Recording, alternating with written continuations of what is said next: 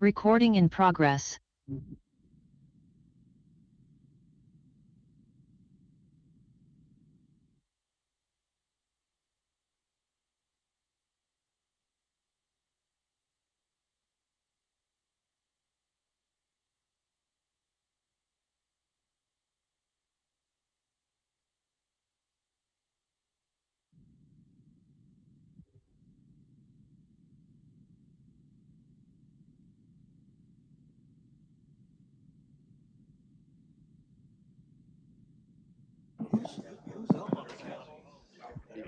It'd be Beatty, and Pete, and Hal. Yeah, because last year was Wise and Blue Ball. Next year, Mayor and will be 2, 4, and 5. yeah. And Becky's turned out, so he just got reelected. Same with Ballard. So he would be turned out. Yeah, he's on his final term, but he's got the rest of this year and 3 more. Hoheisel and Ballard. So it'd be JB Vance, JV. It's like, man, he really got elevated. You got him set for higher. JB, Dalton and already? and Wu. Yeah, they're in year 3.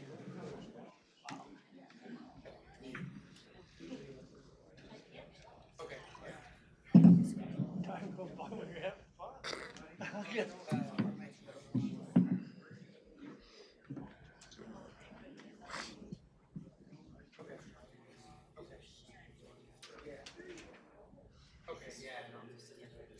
Hot now?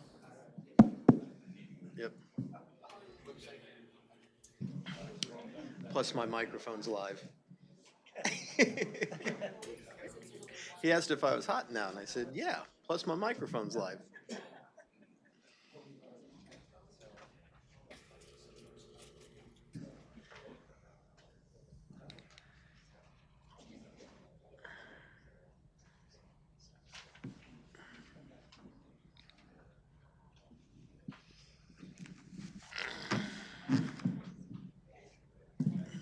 Mr. Wade, good?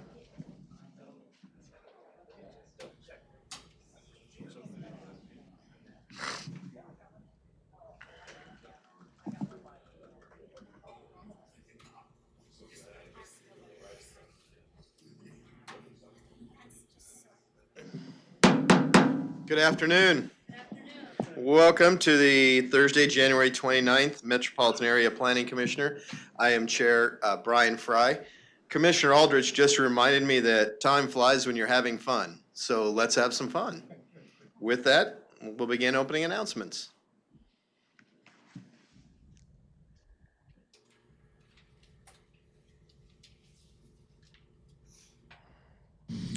Before we begin the agenda, the Wichita-Sedgwick County Metropolitan Area Planning Commission and the Wichita-Sedgwick County Board of Zoning Appeals would like to take this opportunity to welcome everyone to this public hearing. For those in attendance, copies of the agenda for today's meeting, the public hearing procedure, and planning department staff reports on all agenda items are available in the lobby. The Planning Commission's and the BZA's bylaws limit the applicant on a zoning, subdivision, or variance application and his or her representatives to a total of 10 minutes of speaking time at the start of the hearing on that item, plus up to 2 minutes at the conclusion of that hearing. All other persons wishing to speak on agenda items are limited to 3 minutes per person. However, if they feel that it is needed and justified, the chairman may extend these times by up to 2 minutes.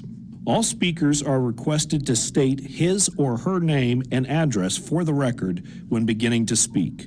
When you are finished speaking, please share your name, address, and the case number on the sheet provided in the room.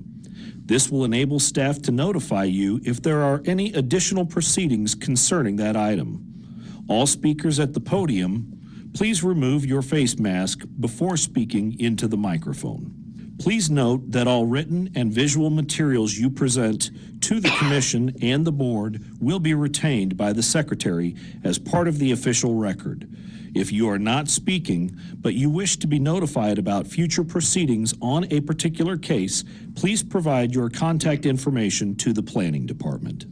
The Planning Commission and the board are interested in hearing the views of all persons who wish to express themselves on all the agenda items.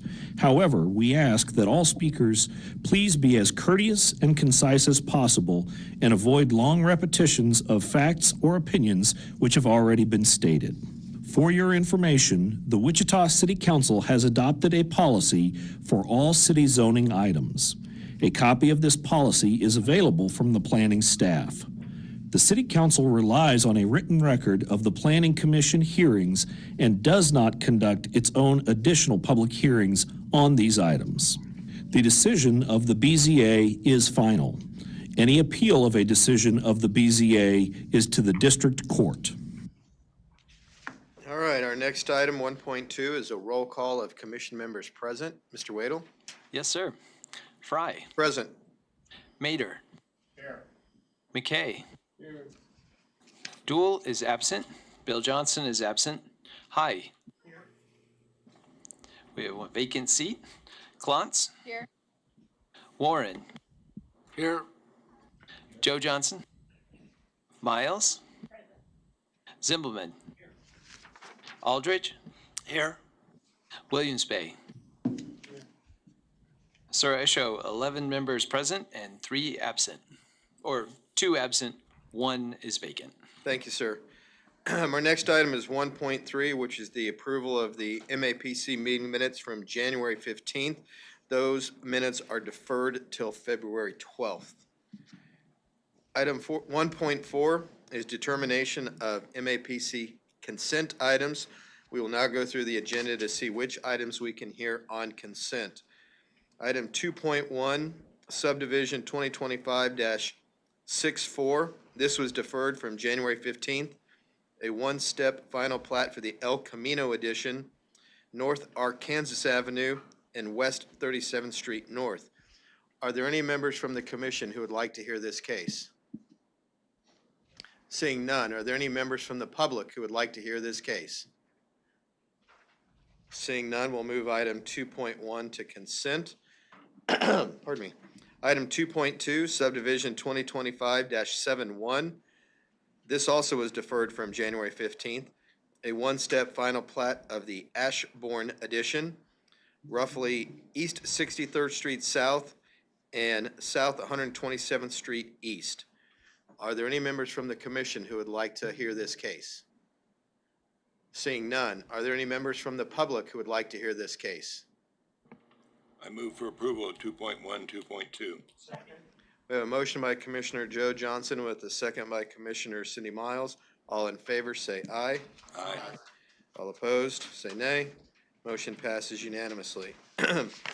For the vacation items, item 3.1, vacation 2025-58 for a rear platted setback in an SF5 district, North Duck Cross Cove Street and East 19th Street North. Are there any members from the commission who would like to hear this case? Seeing none, are there any members from the public who would like to hear this case? Seeing none, we'll move item 3.1 to consent. Item 3.2, vacation 2025-59. This is for a complete access control on West 29th Street North and North 119th Street West. Are there any members from the commission who would like to hear this case? Seeing none, are there any members from the public who would like to hear this case? Seeing none, we'll move item 3.2 to consent. Item 3.3, vacation 2025-60. This is for a drainage and utility easement in that same neighborhood, 29th Street North and North 119th Street West. Are there any members from the commission who would like to hear this case? Seeing none, are there any members from the public who would like to hear this case? Seeing none, we'll move item 3.3 to consent. Motion that we approve items 3.1, 3.2, and 3.3. We have a motion by Commissioner Fry and second by Commissioner Warren. All in favor say aye. Aye. All opposed say nay. Motion passes unanimously. Public, Brian, it may seem like we don't care about these, but those votes, 7-0 and such, are members of our MAPC that serve on a subcommittee. So we take their recommendation most of the time. thank you, sir. Appreciate that drop of knowledge. Item 4.1, public hearing, Zone 2025-65. This was deferred from January 15th. A zone change request from SF5 to TF3, located on South St. Clair Avenue and West Maple Street. Are there any members from the commission who would like to hear this case? Seeing none, are there any members from the public who would like to hear this case? We have a hand in the back. Is the applicant or agent present for this case? Yes. Is that a different person? Yeah. Okay, I just want to make sure. We will hear item 4.1. Item 4.2, a conditional use 2025-169 for a wireless communication facility. That item has been moved to the February 12th meeting due to a publication error. Item 4.3, conditional use 2025-176. This is to amend a conditional use to allow outdoor entertainment, music, and recreation in an LC district at West Douglas and South Anna Street. Because the staff recommendation is to deny, we will hear this case. And I assume the applicant agent is present? Okay, thank you. Item 4.4, conditional use 2025-177. This is a conditional use for an accessory apartment on property zone TF3, East Orchard Avenue and North Vassar Street. Are there any members from the commission who would like to hear this case? Seeing none, are there any members from the public who would like to hear this case? Seeing none, we'll move item 4.4 to consent. Item 4.5, CUP 2025-42. This was deferred from January 15th. An amendment to a CUP to relocate an existing billboard, roughly 37th and Ridge Road. This is also to amend a portion of the front setback. Are there any members from the commission who would like to hear this case? Seeing Commissioner Warren nod the approval, is the applicant or agent present? Yes. Thank you. We will hear item 4.5. Item 4.6, Zone 2025-68. This is a zone change request for a PUD to an office warehouse district, generally located at North Wellington and West 13th Street North. Are there any members from the commission who would like to hear this case? Seeing none, are there any members from the public who would like to hear this case? Seeing none, we'll move item 4.6 to consent. Item 4.7, zone change request, zone 2025-69 from rural residential to SF20, East 84th Street and South Hydraulic. This is being deferred and moved to the February 12th meeting due to a publication error. So we will not hear item 4.7. Item 4.8, zone 2025-70, a zone change request in the city from SF5 to MF29, which is multifamily, West Central Avenue and Northwest Street. Are there any members from the commission who would like to hear this case? Seeing none, are there any members from the public who would like to hear this case? That's not an affirmative, right? Seeing none, we'll move item 4.8 to consent. And I got a nice approval there.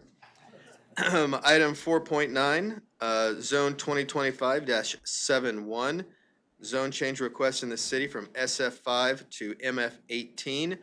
This is roughly 13th Street and North McLean Boulevard. Are there any members from the commission who would like to hear this case? Seeing none, are there any members from the public who would like to hear this case? I see some hands raised. Is the owner applicant agent present? Are they here? Okay, we're gonna make sure that we've got a lot of other cases to get through, but we're gonna reach out to them to make sure they can be present. So we will hear item 4.9. Move to approve agenda items 4.4, 4.6, and 4.8. We have a motion to approve items 4.4, 4.6, 4.8 by Commissioner Miles with a second by Commissioner Williams Bay.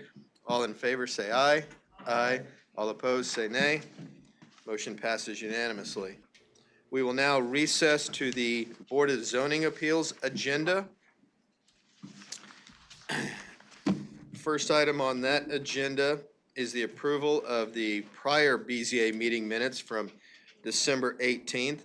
I show Commissioner Williams Bay was absent. We have a motion to approve by Commissioner Warren with the second by Commissioner McKay. All in favor say aye. Aye. All opposed say nay. And one abstention from Commissioner Williams Bay. Next item is BZA 2025-79. This was deferred from December 18th. It's a variance request in the city to have less than 3 feet of building separation between primary structure and accessory structure, generally located at North Meridian and West 3rd Street. The staff recommendation is do not meet criteria, so that's why we're hearing the case. Mr. Zeverbergen. Yep, we'll give it a moment here for the slideshow to be put up. Good afternoon, Philip Zevenbergen with planning staff. On behalf of Mamita Kundu, presenting BZA 2025-79.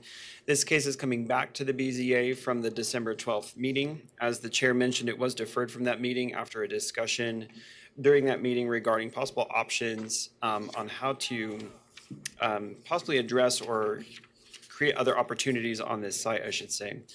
So in general, the request is to reduce the allowable building separation between an existing single-family home and accessory structure that is constructed.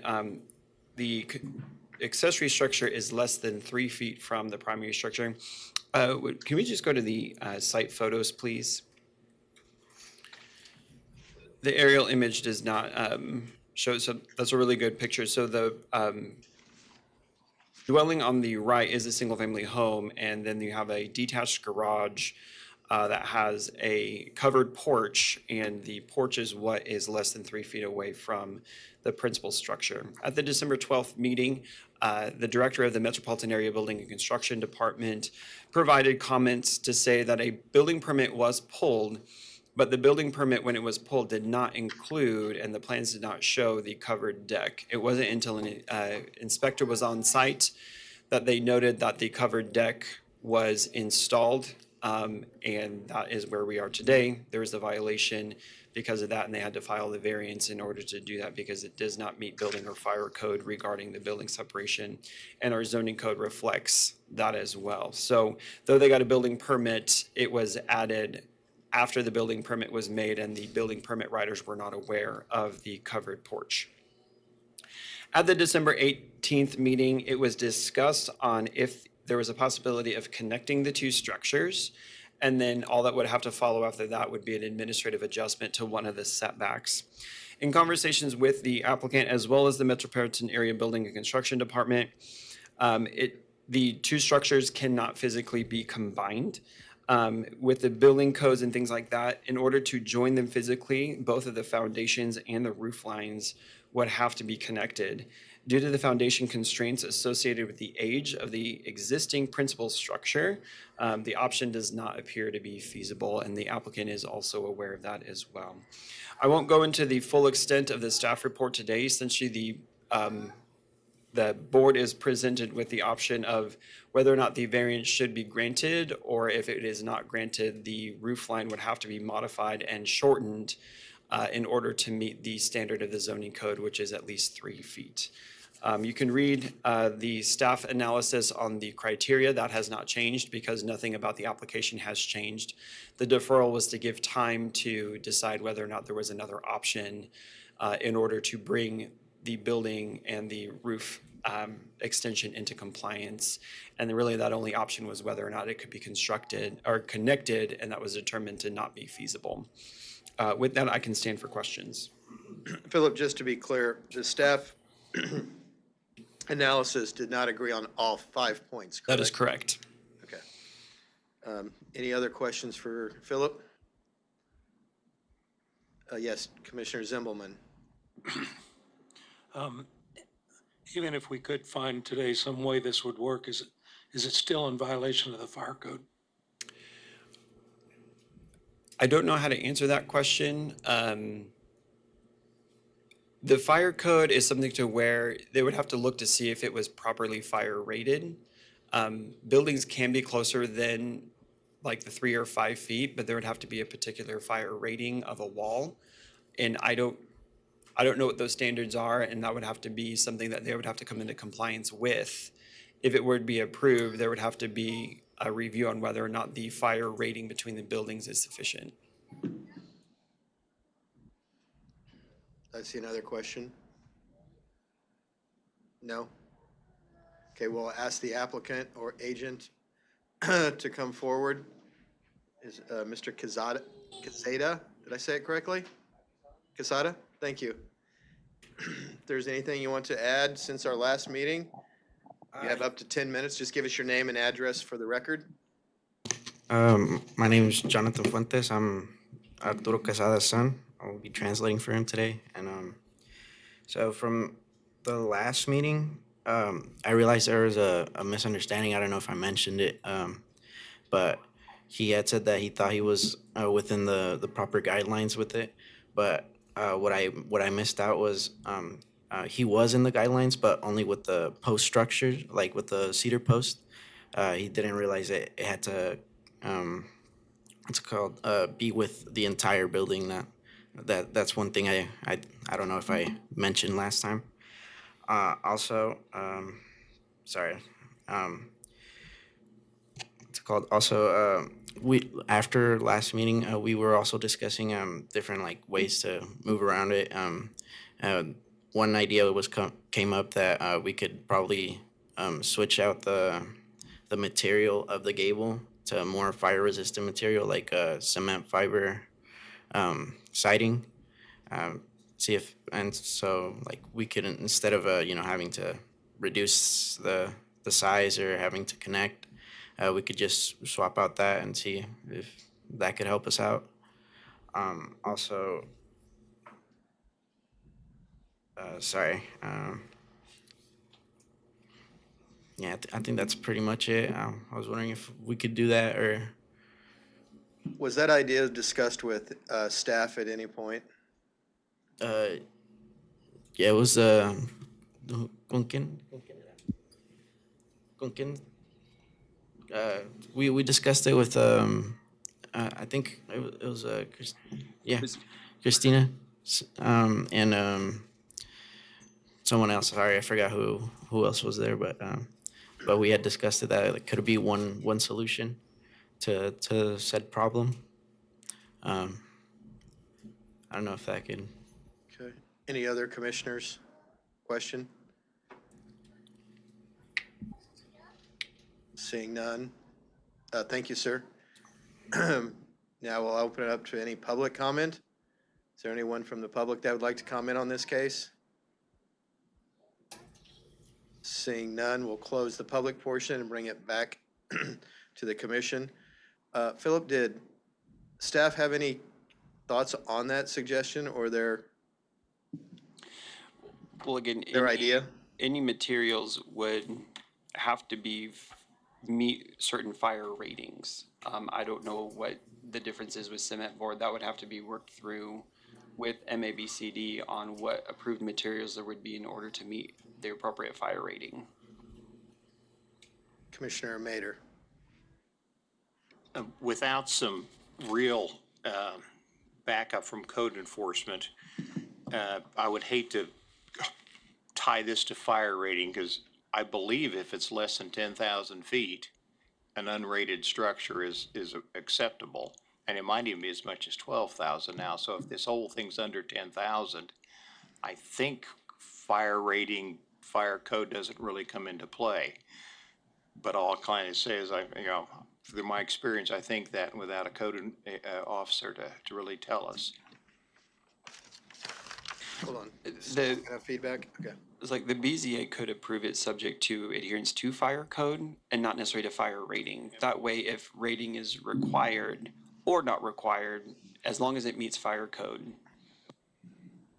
and I just building didn't code. want to get hung up on fire code when I'm not sure it really pertains. Right, and that's where if it was approved, subject to meeting all requirements of the fire code, if the fire code didn't require any rating, then there's no issue.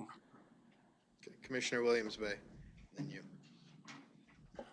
I'm uncomfortable approving this without the fire department's input. If the requirement is 3 foot and we're only 6 inches away, I have a real issue with this. Commissioner Aldrich. I believe that rating would be a 2-hour rate, if I'm not mistaken. But still, that doesn't fix the problem when it comes to the foundation. The structure still, according to the MABCD, does not meet the foundation requirements to join the two structures. So whether or not, you can do a hardy board or whatever that meets that 2-hour fire rate, it's got no bearing on the foundation. It's still not going to, to float. The foundation issue is whether or not the buildings could be connected. I believe the conversation is if the buildings would stay separate and whether or not there'd be a required fire rating between them. But when the initial application for the permit was only for the structure or the garage, correct? And then the applicant went ahead and added outside the approval of the permit. That was a choice.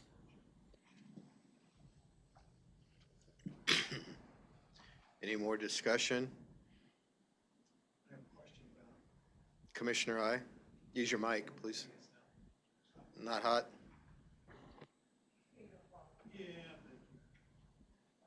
There, I think that works. So you were talking about maybe approving with conditions that meets fire code and building code. And so if we prove it, subject to meeting fire code and building code, then what would be the issue with that? Essentially, they would not get an occupancy permit from MABCD until those codes were met. Because it is in the permit process, because they did file a permit and MABCD is involved. And my understanding is that it has not been signed off. There's not been an occupancy permit established. So that would be essentially the collateral is they would have to come up to what building or fire code, if anything is necessary. And they wouldn't get an occupancy permit from MABCD until those conditions were met. I see Director Laidberman is in the building. Is there anything you want to add to this discussion while we're at it? Because there may be questions for you from the commission, so it'd be good just to stay up there. Hold on. Thank you, Chairman, and I apologize, I just got back from a meeting, so I did not catch what has been discussed prior to this. Okay, so we'll go ahead and return to the commission for questions. And Maybe one- we can add One to. quick thing again, I think just backing up with what he just said. We're here strictly about the planning code and has nothing to do with anything to do with building construction code. If we give a variance on the planning, it still has to clear construction code, which would take care of any fire items. We're simply separation, not fire. Am I correct? Correct. Commissioner Williams Bay. I have one other question. Would it be possible to remove a portion of the roof and move the columns back 3 feet? Would that be acceptable? Yes, sir. That has been discussed previously as an option. Thank you.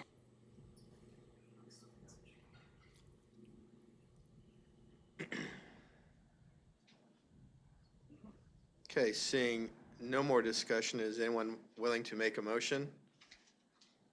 I will It's a difficult one because I know there's been an investment made and I know it's good intention, but the variance is the variance and they have not met any of the 5 criteria or made justifiable arguments. So I'm going to make a motion that we concur with the staff recommendation to deny. A second. So with that, I'll call for a vote. All in favor of the motion to concur with the denial? Oh, did you have a question, Commissioner Williams-Bay? Yes, if we deny this, can they then go back and explore the option of maybe removing a portion of the roof and columns back? Absolutely. Yes, they wouldn't have to take the whole thing off. They would just have to shorten it. Right. Right. Interesting. Okay, so all in favor of the motion to deny, say aye. Aye. All opposed? Motion passes unanimously. All right, with that, we will close the BZA agenda and return to Planning Commission agenda, public hearings. The first one would be case 4.4. We're all keeping track? No. 4.1, sorry. I looked at my wrong list. 4.1, which is Zone 2025-65. Keep me straight, I appreciate it. Hi, good afternoon, everyone. Happy Kansas Day. I'm Christina Reith, here to present Zone 2025-00065. The applicant for this case is requesting a zone change from single-family to two-family on 2 non-contiguous properties that are 0.3 and 0.16 acres in size. This is located at South St. Clair and West Maple Street, so 320 South St. Clair Avenue. Each subject site is vacant, and it was previously developed, each with a single-family dwelling until 2022. The applicant is requesting the zone change in order to build a duplex on each of the parcels. In terms of development standards, should the zone change request be approved, there will be no change in setbacks, parking requirements, or maximum height. The only difference in terms of development standards is that single family requires a 5,000 square foot minimum lot size for a single family dwelling, while TF3 requires a 3,000 square foot minimum lot size per unit in a duplex, or 3,500 square feet minimum for a single family house. Each of the parcels can accommodate 1 duplex. The subject sites are located within the Delano overlay, so any new construction that occurs on site is subject to the Delano Neighborhood Design Guidelines and is subject to review by the Delano Design Review Committee. The character of the neighborhood is residential. To the north, we have SF5 and a single-family dwelling. Between the 2 parcels is also SF5 and a single-family dwelling. To the south and east is SF5 and developed with the right-of-way for the Kansas and Oklahoma Railroad. And then to the west is SF5 and single-family dwellings. In 1887, the subject sites were platted as part of the Maple Street addition and was added to the Delano overlay in 2003. The requested zone change is in conformance with the Community Investments Plan. The Wichita Future Growth Concept Map identifies the site as primarily appropriate for new employment uses. So this is areas that will be likely redeveloped or developed in 2035 with uses that constitute centers or concentrations of employment primarily in manufacturing, warehousing, distribution, construction, research, etc. And the requested use is less intense than what the plan is indicating is appropriate for the area. So we're saying that it's in conformance with the Community Investments Plan. The Community Investment Plan's locational guidelines, which provide a framework for decision-making regarding the land use changes within the established central area. It states that accessory dwelling units, duplexes, and small-scale multifamily units can be appropriate in existing residential areas if the appropriate site design limits adverse impacts on surrounding residential uses. So because it is subject to the Delano Neighborhood Design Guidelines, which dictate the style, massing, and placement of these structures, that it'll be appropriate with the character of the neighborhood. The requested zone change is in conformance with the Wichita Places for People Plan. The plan outlines a list of strategies.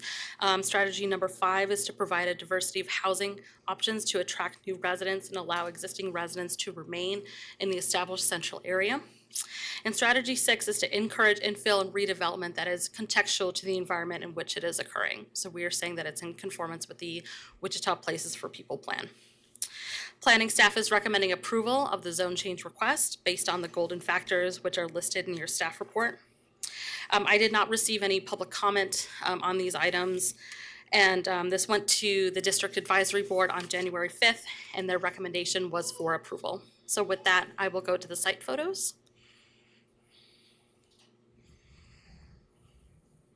This is looking east towards the site. Next slide, please. This is looking east towards the other vacant parcel. Next slide, please. This is looking north away from the site, so this is across from the alley. Next slide, please. This is looking north towards the southernmost parcel, and you can see the house in between. Next slide, please. This is looking south away from the site near the railroad tracks. Next slide, please. This is looking south again towards the single-family dwelling that's in the middle. Next slide, please. This is looking west away and towards the single-family dwellings that I mentioned before. Next slide, please. And more single-family dwellings here. Next slide, please. And that concludes my site photos, and with that, I will stand for questions. Thank you. Thank you, Christina. Any questions for staff from the commission? Seeing none. Good job. Appreciate it. We'll now ask the applicant to come forward. You'll have up to 10 minutes for your presentation. Please give us your name and address for the record. Good afternoon. My name is Tucker Chad. Home address is 7946 West Meadow Park Circle in Wichita, Kansas, 67205. My two partners and myself bought these two parcels within the last 60 days, and we are looking to rezone to build new construction multifamily housing. Was under the impression that in the Delano area or in this area in particular, we're looking for more quality, affordable housing, and I know that there is need and for college housing specifically right here near Friends University. There'll be new, nice, approximate value of the structures after completion would be $250,000 per unit or per building. And like I said prior, there'll be two separate duplexes, one to the south and one to the north. Any questions? Appreciate it. Any questions for Mr. Chad? Seeing none, thank you, sir. We'll now open it up for public comment. Please give us your name and address for the record, and you'll have up to 3 minutes. Good afternoon. My name is Scott Fry. I'm the Chief Financial Officer at Friends University, here to represent Friends at 2100 West University Avenue in Wichita. My home address is 1657 North Charles. As you can see, Friends University is directly across to the south of the railroad tracks. We are a private Christian university with approximately 1,000 students. 450-ish approximately live on campus. We have ample college housing. We're actually approached consistently by developers in the area, and we don't need additional housing. If we do, we have sufficient land, and we'll take action as needed. But there is no need for additional college housing in terms of how Friends University thinks about it. We're sensitive to the location. We have 24/7 security. We have our students are in a student life system that's managed by student life employees, and so their conduct, behavior they have expectations. We're a dry campus, no alcohol is allowed, and so we're just sensitive to this location being marketed for student housing. We don't want to create confusion. Our security will not respond to any issues over there, which may be confusing to students that would live on site. We're concerned about the safety of our students. There's no pedestrian crossing on those railroad tracks. As you can see, the location directly butts up to the railroad tracks. And so just just voicing our concerns that this is going to be marketed as student housing and create confusion when we are in a position where we have ample student housing. Thank you. Can you repeat your last name? Scott Fry, F-R-E-Y. Okay, just to make sure everyone knows that we're no relation, we spell it differently. Thank you. So Mr. Fry, just to clarify, would your objection still be the same if it was not marketed as student housing? We wouldn't have, that's our primary concern, Okay, yes. all right. Did I see any other questions from the commission? Commissioner Warren? I guess my question would be, if not duplex, what? Is there something that you think would be better utilized in that area? I understand, as a business person, the need for affordable single-family homes, but it's our sense, and as the applicant stated, this is going to be marketed as college housing, and it's just going to create confusion that is part of our system and our conduct and how we'll, students, they call the university at all hours of the night. Well, this isn't going to be part of our system. And so if the way we think about it, if it's a single family home, there won't be that kind of confusion. Commissioner Aldrich? Yep. Sir, do you have any students that are living off campus right now? Sure. And do you get calls all over the night from any issues there? Were they living? Yeah. No. Okay, thank you. This is just literally 10 yards from our campus. Okay, any other questions for the speaker? Seeing none, thank you. We'll now ask the applicant, Mr. Chad, to come back to the podium. You'll have up to 2 minutes for a rebuttal. Anything you want to share in relation to the comments that were made by the speaker? Yes, I would say very much appreciate and understand the concern for the students at Friends University, and that is in nowhere near our intention is to market this solely to students at the University of Friends, or to put the word student anywhere in listing, marketing, advertising, paperwork, or literature. I don't know if there's something that we need to put in to negate any students at Friends from renting these units. Even if that were the case, I think we would still be willing to move forward. I know there are plenty of people looking for affordable housing in the area that aren't students at Friends University. I would argue one thing that you said, literally 10 yards.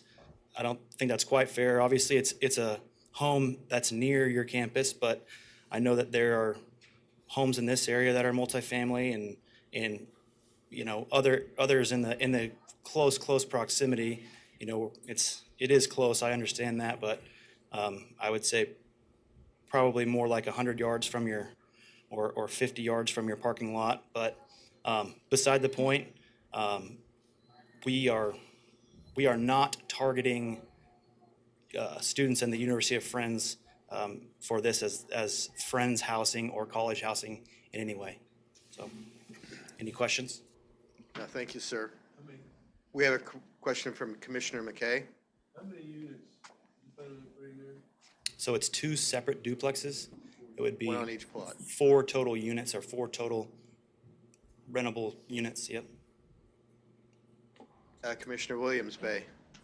Just so I'm clear, you're not planning on marketing this as student housing? No, sir. Okay, thank you. I don't see any more questions. Thank you, sir. Thank you. We'll bring it back to the commission for action and discussion. Commissioner McKay. I'm going to abstain from this as a graduate of Friends University and did a lot of building on the campus. I think I've coached. Your name's on one of the buildings, isn't it? I'd like to move to approve. We have a motion to approve by Commissioner Mader with a second by Commissioner Warren. Call for a vote. All in favor, say aye. Aye. All opposed? One abstain, Commissioner McKay. Motion approved unanimously with one abstention. All right, next item is item 4.3. Conditional use 2025-176. And Brad, it's your show. Thank you, sir. Yes, good afternoon. Brad Etherly, MAPD. We are discussing Con 2025-00176. For this case, the applicant is requesting an amendment to a conditional use to permit outdoor entertainment on the site. It's a 0.77 acre property that is zoned LC and is located at 4801 West Douglas Avenue. The site is the location of the Wichita Memorial Post number 3115 Veterans of Foreign Wars. A conditional use is required for properties within the LC district that wish to have a use of nightclub in the city if the site is within 300 feet of a residentially zoned district. This subject site abuts the SF5 family on the east and south property lines and the TF3 district to the north across West Douglas Avenue. On February 19th, 2015, the MAPC approved a conditional use to permit a nightclub in the city on the subject site. Just so we're clear, it's likely that this use would be considered an entertainment establishment under the current zoning code, but at that time that was not an option. Inside the staff report are the conditions of approval for that conditional use, and I would just want to point out number 2, which is that no outdoor entertainment, music, or recreation is permitted on the site. So the applicant would like to amend condition number 2, which would allow outdoor entertainment on the site, and the applicant states this is to extend community services, service events to the parking lot for events such as reunions and or trunk or treat. The Unified Zoning Code requires screening of commercial properties when abutting across the street or alley from residential zoning districts. The report talks about the landscape code requiring a landscape street yard for all uses except for single family and two family, which are adjacent to at-grade arterial roads. West Douglas Avenue is not an arterial at this location. It's just a local street, so that can be disregarded. The landscape code does require a landscape buffer where any non-residential project is adjacent to a residential district. And because this site borders residential districts to the south and east, that would be required. As well as parking lot screening would not be required because the parking lot is existing and no addition is proposed. And while the site currently has adequate screening, it does not meet the requirements of the landscape code because the site was originally developed likely before the inception of the code. And the previous conditional use did not require it coming into compliance. As far as parking goes, according to the staff report for the con in 2015, a nightclub in the city requires one parking space for two people. At that time, the fire marshal had posted occupancy of 270 people on the site, which would require 135 parking spaces. The report states that the site has approximately 90 parking spaces and that a variance or other consideration could be applied to make up the difference. It does not seem that any zoning action was applied for or in addition to the parking has taken place since that conditional use was approved, resulting in the site being about 45 spaces short of what is required, assuming that the occupancy is unchanged.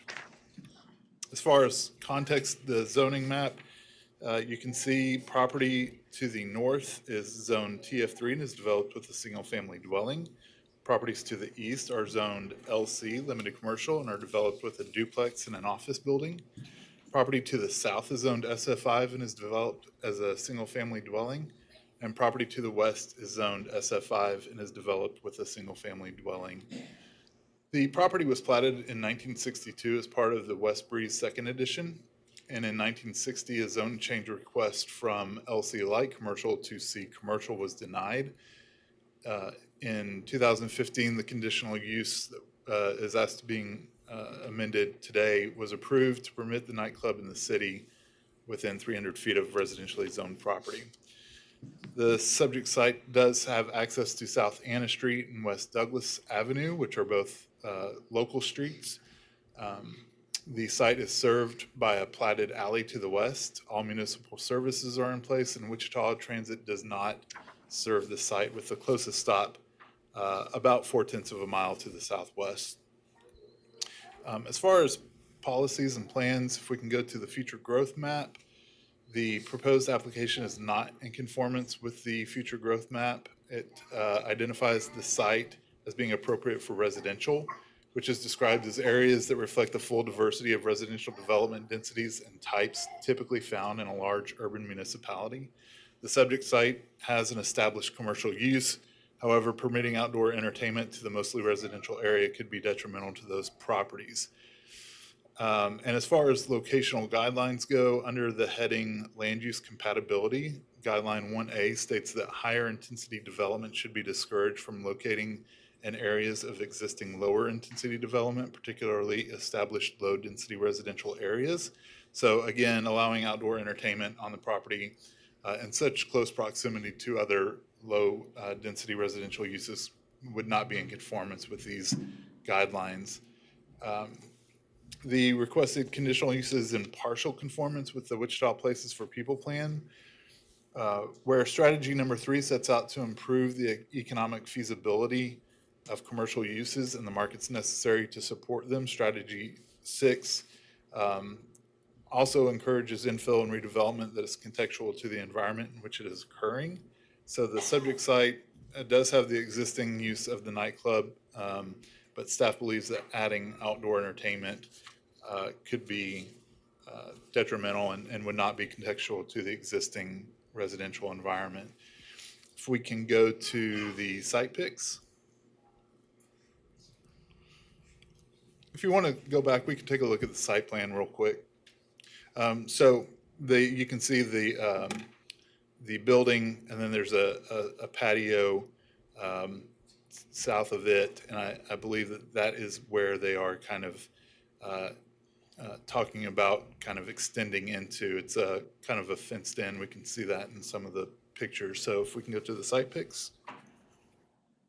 So this is looking south across West Douglas. Next picture.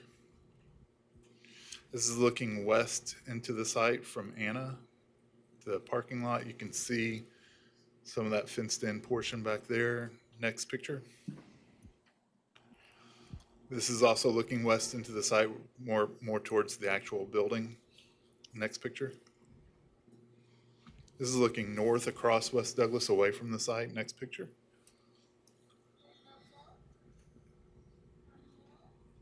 This is looking east away from the site towards the duplex, kind of north of the site. Next picture. And this is looking south down Anna away from the site. Next picture. And this is looking west away from the site down Douglas. Next picture. Okay, so staff does recommend denial based off of the information that we've received. We did receive one public comment, which has been placed in front of you. However, should the Planning Commission determine that the amendment be approved, staff recommends amended conditions, which are listed in the staff report. And I just would like to point out that the first one is that hours should be between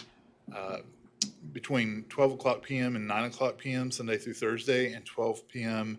and 10 p.m. Friday through Saturday. However, all noise standards would still apply, and that there should be no noise generated from amplified speakers, and that also all the other approved conditions from the previous conditional use would still apply, including compliance with off-street parking standard and or seeking a zoning action to reduce the required parking. And with that, I can stand for any questions. Thank you, Brad. I know this is probably going to be splitting hairs here, but the existing condition number 2 of the conditional use says no outdoor entertainment, music, or recreation, and the applicant is asking for outdoor entertainment. So does that mean music and recreation would still not be permitted? I think, and if JR or Philip or Scott want to kind of correct me, but I think that outdoor entertainment would include music at this point with the current zoning code that we have. As far as recreation, that is kind of a separate use. So I think that that might still be something that we could include as a non-allowed use, but Okay. I'll also defer to. We can also get some clarification from the applicant on what their intent is, but I wanted to make sure that it wasn't a typo or if it was very specific what the ask was. Mr. Wadle? Yeah, what I would offer is, it appears that the terminology that was used in that conditional use did not exactly match up with terms that are defined in the zoning code. So there's a little bit of interpretation there. And yeah, Brad, I think that's a fair interpretation that you've done from the podium, but I'll defer to JR since he does enforcement. That also did not speak to screening because it said the previous conditional use did not require the landscape and screening code come into compliance. And so we're not, in your recommendation, we're not asking for any screening or to come into compliance or Correct. landscaping. We are asking that the parking situation either be applied through adding additional parking or going through some sort of zoning variance or something like that to get it reduced. Right, okay. Thank you. Any other questions for staff? Seeing none, thank you, Brad. We'll ask the applicant and or agent to come forward. Give us your name and address for the record. Good afternoon. My name is Jeff Ryans. The applicant, Robert Goodall, our post commander, is working and couldn't be here. I am a former commander of the post, so I stepped in for him as his agent. Okay, thank you. A lot of controversy over this. When you say entertainment or music, I understand the music. But things we're looking at outdoors are things like Trunk or Treat that we do every year, which is a community neighborhood event for the kids. We typically have a little kid music out there doing cakewalks or whatever. We are done by 4 o'clock in the afternoon with those kind of events. Poker runs, we do that for fundraising. We have a veteran motorcycle group that raises money for various veteran charities. We have reunions of 100 people, veterans or more. We're in a 3,200 square foot building with 1,000 square foot fenced in patio. It gets rather crowded. And in reference to the parking and zoning, I believe something was done because our occupancy now says 181 on a certificate in there. So I could count the spaces, but I'm not sure. Summer games, these are recreational type things, adult water games, stuff for fun. Adult Easter egg hunts, barbecue feeds where we invite the neighborhood in to enjoy some barbecue. It's a fundraiser for us. Toy run breakfast, we do that every year.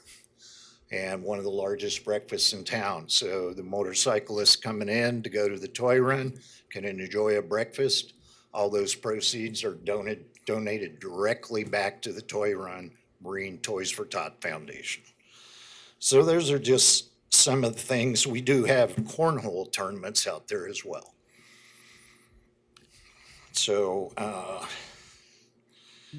we are committed to doing something so when we have these larger scale events, we can move ourselves some 30 by 60 feet out into the parking lot beyond the fence and take our liquor license out there with it on an approved basis 3 to 5 times a year so that we do have the space for those events to go on.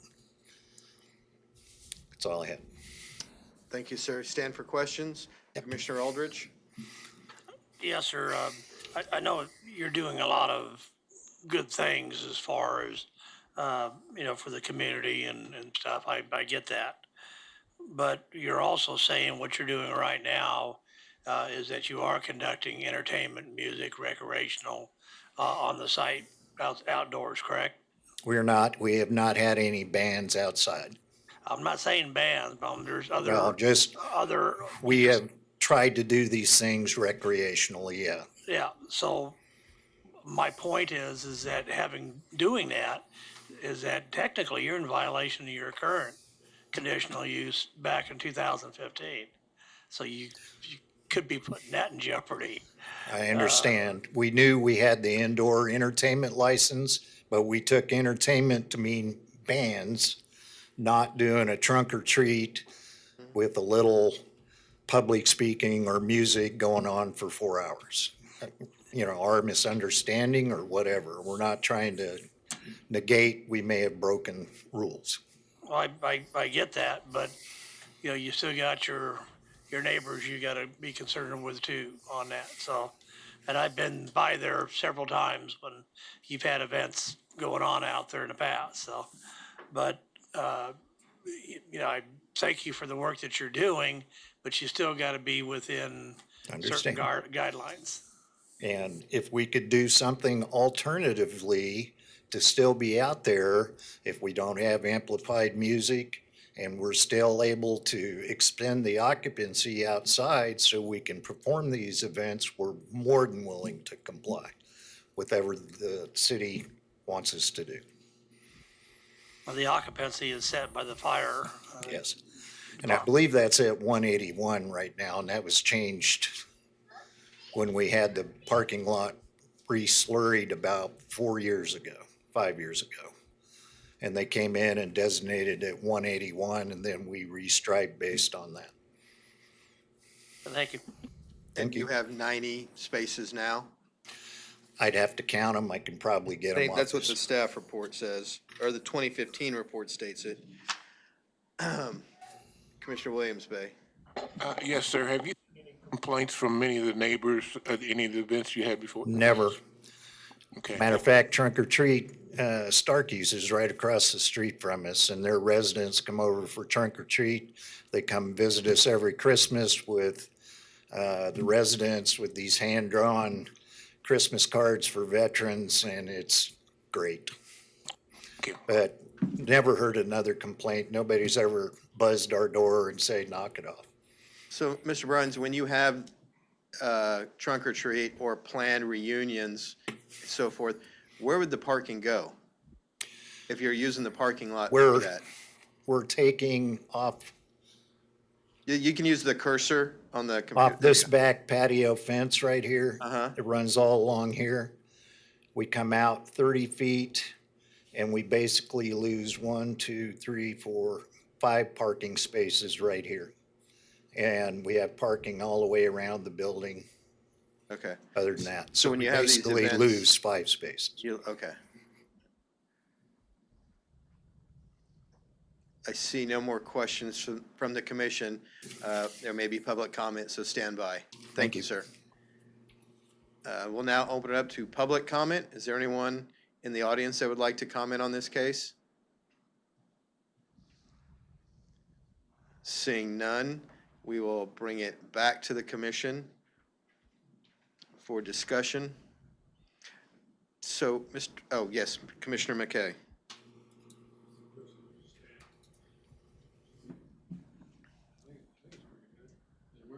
Nope. Hello? Yep. You're hot. How come his worse and mine won't? No. Question of staff. When they have these events, they said 4 to 5 a year, I think is what the gentleman was saying. Is there any way that they could go to the city, get a special permit for that event? Rather than just taking it on themselves to do so? So there is a community event license that can be had, but if it's of use that's in violation of the zoning, that's not going to be allowed to continue. They'll need to take care of whatever underlying zoning issue there would be.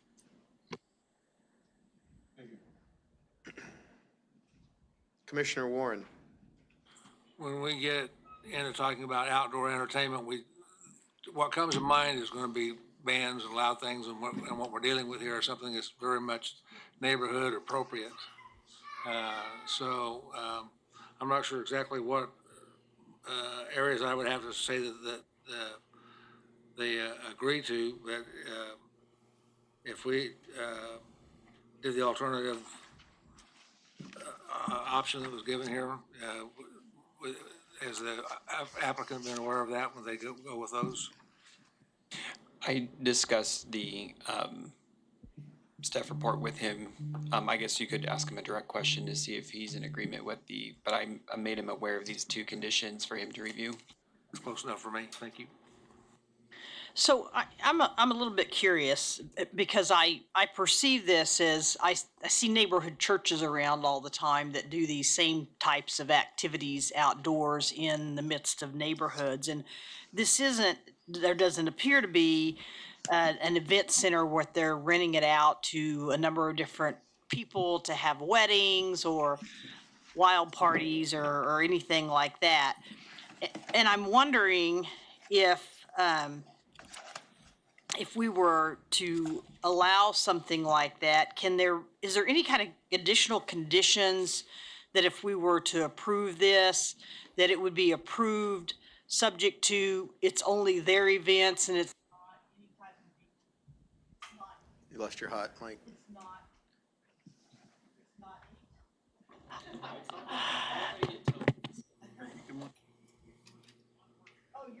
Yeah.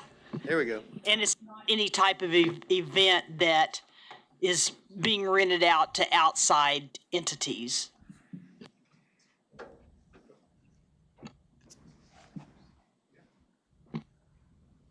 I think the answer to that question is yes, some type of language could be drafted to that effect. Did staff consider any optional language? I mean, obviously, you made a recommendation without any language. Was that talked about or considered? I think my understanding is that we didn't have, this sometimes happens with cases where we get more We're information making that sausage from comes the out. bench. I get it. Yeah, and so we learn stuff. The challenge with these is just at what point does the scope and the magnitude of what's being proposed trigger it requiring zoning permission, right? And at what point does it not? And kind of those nuances, as well as with this one, because it's in the middle of a residential area, that also makes it very sensitive because it is surrounded. So how do we craft the conditions that would allow them to do community events that are not disruptive to the neighborhood? And I think that's what we're trying to find is kind of that Goldilocks measure.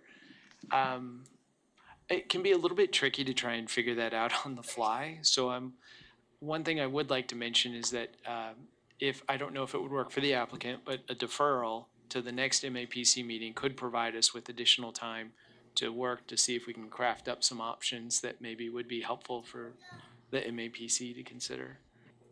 So I would appreciate something like that, again, because I just don't think this is gonna have any more impact. Like, I go to a church where we do, the trunk or treats and, water baptism outside and all different types of things outside, and we're in the middle of a neighborhood, and the neighbors just come and get involved in those things. So I just don't think it's quite on the same scale as like a nightclub or a traditional event center. If I could, perhaps some of the things that we can consider are, again, I think we've done okay with the hours, but maybe dialing those in a little bit more. Maybe putting a limitation on the number of events that could happen, so it's not something that's every weekend. There's a reasonable limit on there. And maybe there's, maybe specifying they've already provided a site plan, but maybe somehow seeing if we need to specify the geography a little bit more. And maybe any other improvements that would need to go along with the property to kind of screen the use from adjacent properties. Mr. Witt, I got a quick question for you. Can any of that be assisted by a screening requirements? Entirely possible.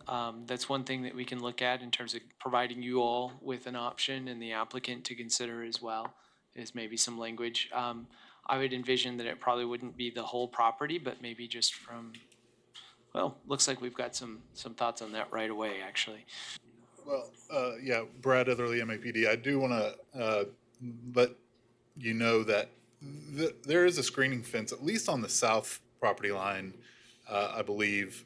It's just that there's not the landscape buffer that's there. So, so that might be something, I believe the fence is already there and he might be able to confirm that for me, but So, I guess what I'm wondering is that if the majority of the board did decide to approve the request, could that be contingent upon some of the things being worked out that we're discussing right now, without it coming back to the board, or do we have to specify right now? What if we, I guess this is a question for legal. Is there an option to, could it be deferred? And then I was wondering if there was an option to take it on consent, possibly if everyone was comfortable with what got worked out. What we could do at a minimum, if we did have to do a presentation, is keep it very short, just provide you with the updates about where we're at in terms of language and whether or not the applicant agrees with what, if there was a, if we did come to an agreement in terms of language. Maybe that would keep it as a short item for you instead of having to spend a lot of time on it. What do you Would that be suggest, in 2 February weeks? 12th? So our next two meetings are the 12th and the 26th. Mr. Bryans, do you understand what we're discussing? And do you think 2 weeks is enough time? Or I'd feel more comfortable with 4, just to allow staff to really vet this. Yeah, I think 4 weeks gives us a little time to provide stuff to you. If you have questions of us, we can respond to that. You don't have any pending events between now and then that you were hoping to get this approved by then? No, I don't believe Okay. so. Everything right now is indoors. Okay. When we start hitting spring, summer, or the fall with trunk or treat, that's when these things go on. Okay. I move for a 4-week. Hold on a defer. second. We have a question. I appreciate it, Joe, but the question was being raised before you started that. I'd like some clarification if we could when we come back at this parking discrepancy of now it looks like they've self-limited to 180 and the staff report suggests a number much higher based on, I think, 270 or something. Can we get some clarification on that, how that's been limited? Yeah, we'll get that Certainly. updated. Yes, sir. Okay. Now, Joe, if you'd like to. I make a motion, we defer for 4 weeks. Second. We have a motion to defer the item until February 26th by Commissioner Joe Johnson, with second by Commissioner Miles. Question from Commissioner McKay. I believe it's Anna and Second Street, the Salvation Army put in a building a number of years ago, which is not very far from this. I don't know how they did it or anything else, what the zoning was. It's, We can add that to the staff report in terms of context. All right, a motion to defer, which properly seconded. All in favor, say aye. Aye. All opposed? Motion passes unanimously. Please work with staff. February 26th. Correct, right? Okay. And next item is 4.5.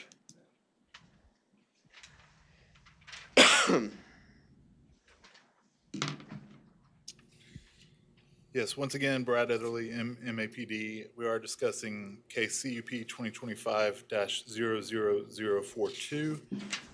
For this case, the applicant is requesting 2 items.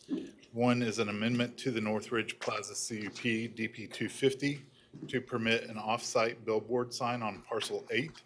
And the second is to reduce the front yard setback in the northeast corner of parcel 8 from 35 feet to 0 feet. The subject CUP is generally located on the northwest corner of West 37th Street North and Northridge Road. It is a 1.79 acre site that is zoned LC, limited commercial, and is developed with a strip mall. The applicant proposes to relocate a billboard that is on the northeast corner of Northridge Road and West 37th Street North, which is approximately 340 feet to the southeast as the crow flies. The current location of the billboard is not within the subject CUP, and allowing a billboard within the current CUP would not prohibit a billboard at the location of the current sign. The current governing language of the CUP does not permit off-site signs, and a billboard is considered an off-site sign.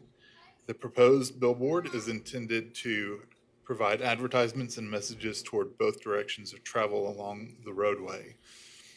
The Wichita Sign Code governs the placement and development standards for off-site billboard signs in the LC district. Off-site signs are permitted by right in the LC district, provided that they follow the general criteria that is located in the staff report. Although the parcels within CUP DP 250 to the north of the subject site are zoned LC, the CUP language for those parcels do not permit off-site signs. Therefore, the proposed billboard would not be permitted by the sign code because it would not adhere to the requirements of the sign code regarding the minimum linear street frontage of LC zoning. However, a CUP can override the Wichita Sign Code and permit a billboard even if the required linear frontage does not adhere to the code. To kind of put that in layman's terms, if we can go to the zoning map, maybe? Yeah, so if this was not all in a CUP, it would be allowed because it's all zoned LC. But because it's in a CUP, each individual parcel has to allow a billboard in order for it to conform to the sign code. However, the CUP can override the sign code if it's allowed. So hopefully that makes sense, and if not, I can continue to try to explain, or maybe even JR can better than me later on. The sign code prohibits the erection of off-site billboard signs within 330 feet of another off-site sign facing the same direction of travel along the same street. And the approximate linear distance of the proposed sign to the existing sign is 317 feet. If approved, the existing sign would be required to be removed before another sign was erected. So I want to kind of explain that as well, because earlier I said it was about 340 feet as the crow flies. So if the applicant, do we have a site plan that I can go to? Okay, so the applicant is proposing to put the billboard in this northeast corner of parcel 8, and this doesn't kind of show. Can we go back to the zoning map? Thank you. So it would be in the northeast corner of this parcel. The existing sign is kind of in the southwest corner of this parcel across the street. So again, 340 feet as the crow flies, but the way we measure the linear feet is by taking it and going out to the middle of the road for the proposed, and taking this kind of going out to the middle of the road and determining that distance between the two. And for that, it would be 317 feet approximately, where the distance has to be 330 feet. So another one would not be allowed. Currently, with this existing, one would not be allowed here. If this was removed and this was approved, another one would not be allowed here. Hopefully, again, that makes sense, and if not, I can answer questions as we go forward. Maybe you could go back to the Google image map that showed a little The tighter. aerial. I think it's, yeah, So there. currently this is, and it's hard to tell because of shadows, but the current billboard, I believe, is right here. And the request is to put it in this area over here. Got it. So again, 340 feet as the crow flies, but if we take it and do the measurement according to the sign code, you would basically pull them both out into the middle of Northridge Road, and then we would determine the distance. And again, it's an approximate because I'm doing this off of GIS, not going out there with a tape measure. Poor crow. And that's a close, 317 to 330 is close. So, that's not something to, just say, oh yeah, there's plenty of room. But it looks like there is not enough room to put in another billboard, at least in both places. So currently, for the proposed site, a 35-foot front building setback is established by CUPDP 250. So that would be for this portion of the area. And that also mirrors the 35-foot platted setback. So you've got both the established CUP and the plat that show both the 35-foot setback. The applicant is requesting to reduce the setback for the north 100 feet of this corner of parcel 8 to 0 feet from the 35. However, a 10-foot utility easement is also located in the street, along the street frontage, and no portion of any sign can extend into an easement unless granted approval by the Public Works and Utilities Department, or if the easement were to be vacated. So if the setback within the CUP is reduced, the platted setback would need to be vacated as well in order to match that. And at this time, no vacation application has been presented to the planning department. The sign code also states that no off-site billboard sign should be erected that would obscure the view of any other on-site sign. So if the setback is reduced to 0 feet and a billboard is placed near the front property line, it could very well obscure the view of existing on-site signs, including their own, but also there is an actual development occurring on the lot to the north. And so we would want to, staff would make a recommendation that the setback be reduced to 20 feet instead of 0 feet, so that would not be an issue. And though the exact placement of the sign is not indicated, if approved, the sign would have to adhere to the provision that it is not placed in any building setback or easement. So that means that no portion of that sign can extend into a setback or an easement. All other siting criteria are met between spacing and other signs, distance from residentially zoned lots, and distance from other specified landmarks. There are no other off-site or billboard signs facing either direction of travel along this section of North Ridge, other than the existing billboard that's proposed to be relocated. And it is the intent of the applicant to relocate the existing billboard to the subject site being requested.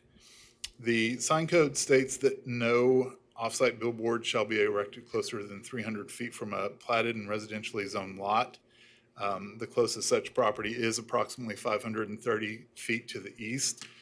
There is multifamily development that is abutting the subject site to the west, but that property is zoned LC and is within CUP DP 250. The property to the east across North Ridge Road is permitted to have one off-site sign on parcel 1, so that we're talking about the property that the sign exists on.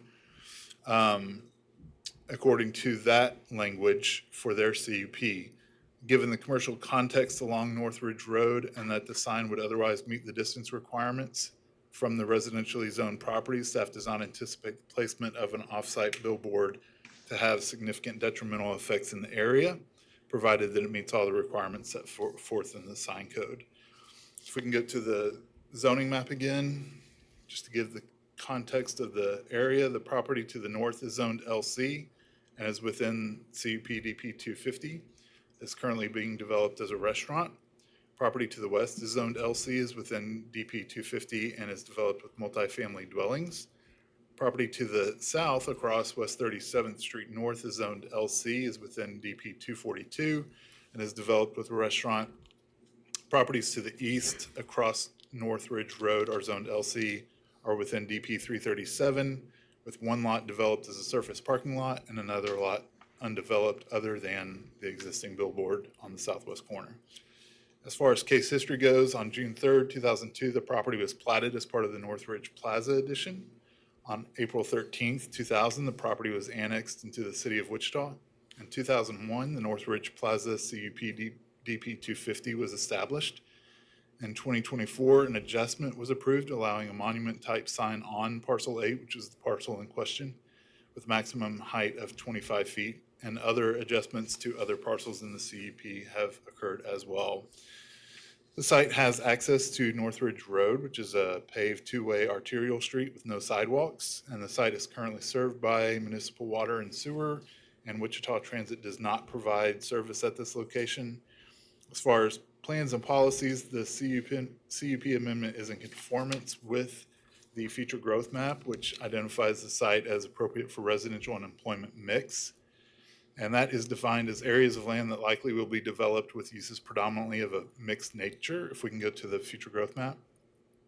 So placement of a billboard at this location does not introduce a new use, as there is an existing billboard in the near vicinity, and the site is along a commercial corridor near highway access and is buffered from low density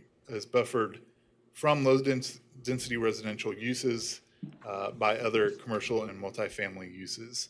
As far as locational guidelines, under the heading development pattern, guideline 1C states that major commercial and employment centers should be located at intersections of arterial streets and along highways and commercial corridors. And under land use compatibility, 1A states that higher intensity development should be discouraged from locating in areas of existing lower intensity development. The proposed sign could generate some light pollution. However, the distance requirements of the sign code are designed to buffer lower intensity land uses from this possible negative effect. And the proposed sign would meet the distance requirements from the residential uses to the east, that should say. If we can go to the site pics. This is looking north at the development that is being constructed, and this is roughly the corner of where the billboard is being proposed to be built. Next picture. This is looking west into the site. Next picture. This is looking west away from the site at the multifamily. Next picture. This is looking east away from the site across ridge. Next picture. This is looking southeast away from the site, so you can see the billboard at the location that's currently in place. Next picture. This is looking south down into the other parts of the CUP and down Ridge Road towards 37th. I believe that is the last picture. Yes. So staff does recommend the amendment to CUP DP 250 be approved, subject to the development guidelines of the CUP and the conditions listed in the staff report. I will say that the recommended language for the CUP did not include the setback, and that was missed, and I apologize about that. But we do want to make sure that staff recommends that instead of the 0-foot setback, that it be a 20-foot setback along Ridge Road and that 100-foot corner in the northwest. And that's to keep the billboard from obscuring other signs, as well as being within any easement or anything like that. So also, we did receive 3 public comments that have been placed in front of you as emails. So those are available, and I believe with that, I can stand for any comments or questions. Thank you, Brad. First off, that's the first staff report I've ever seen with "as the crow flies." So this is a complicated. Billboards can be complicated, so there's a lot to kind of. I learned a lot with this. I report. appreciate it.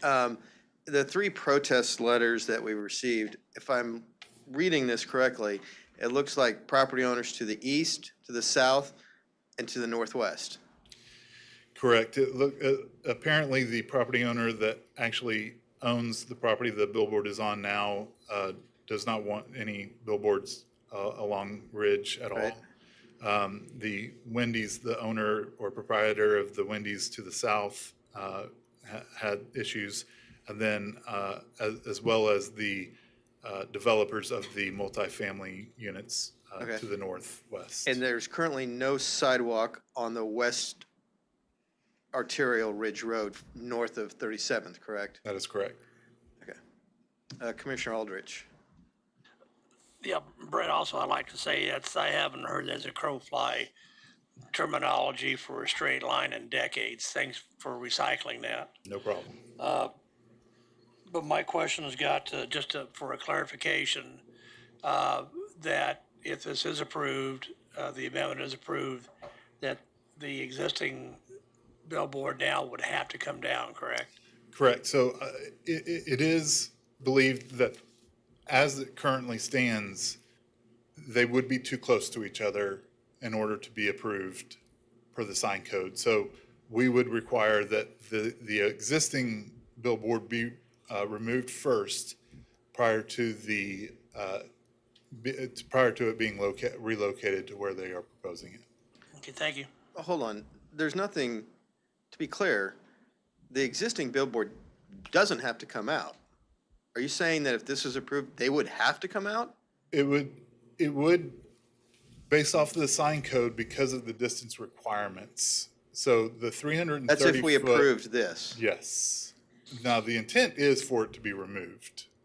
I understand that, but if they, In order to get a building permit for this one, so if the current one does not come down, this one can't be constructed. Correct. If that's how, based on our recommendation today, if that's approved, if the current sign were to not be removed, then this but we can't, owner. force We're not the forcing current. the other one to be removed. That's what I want to make sure we're Yeah. clear on.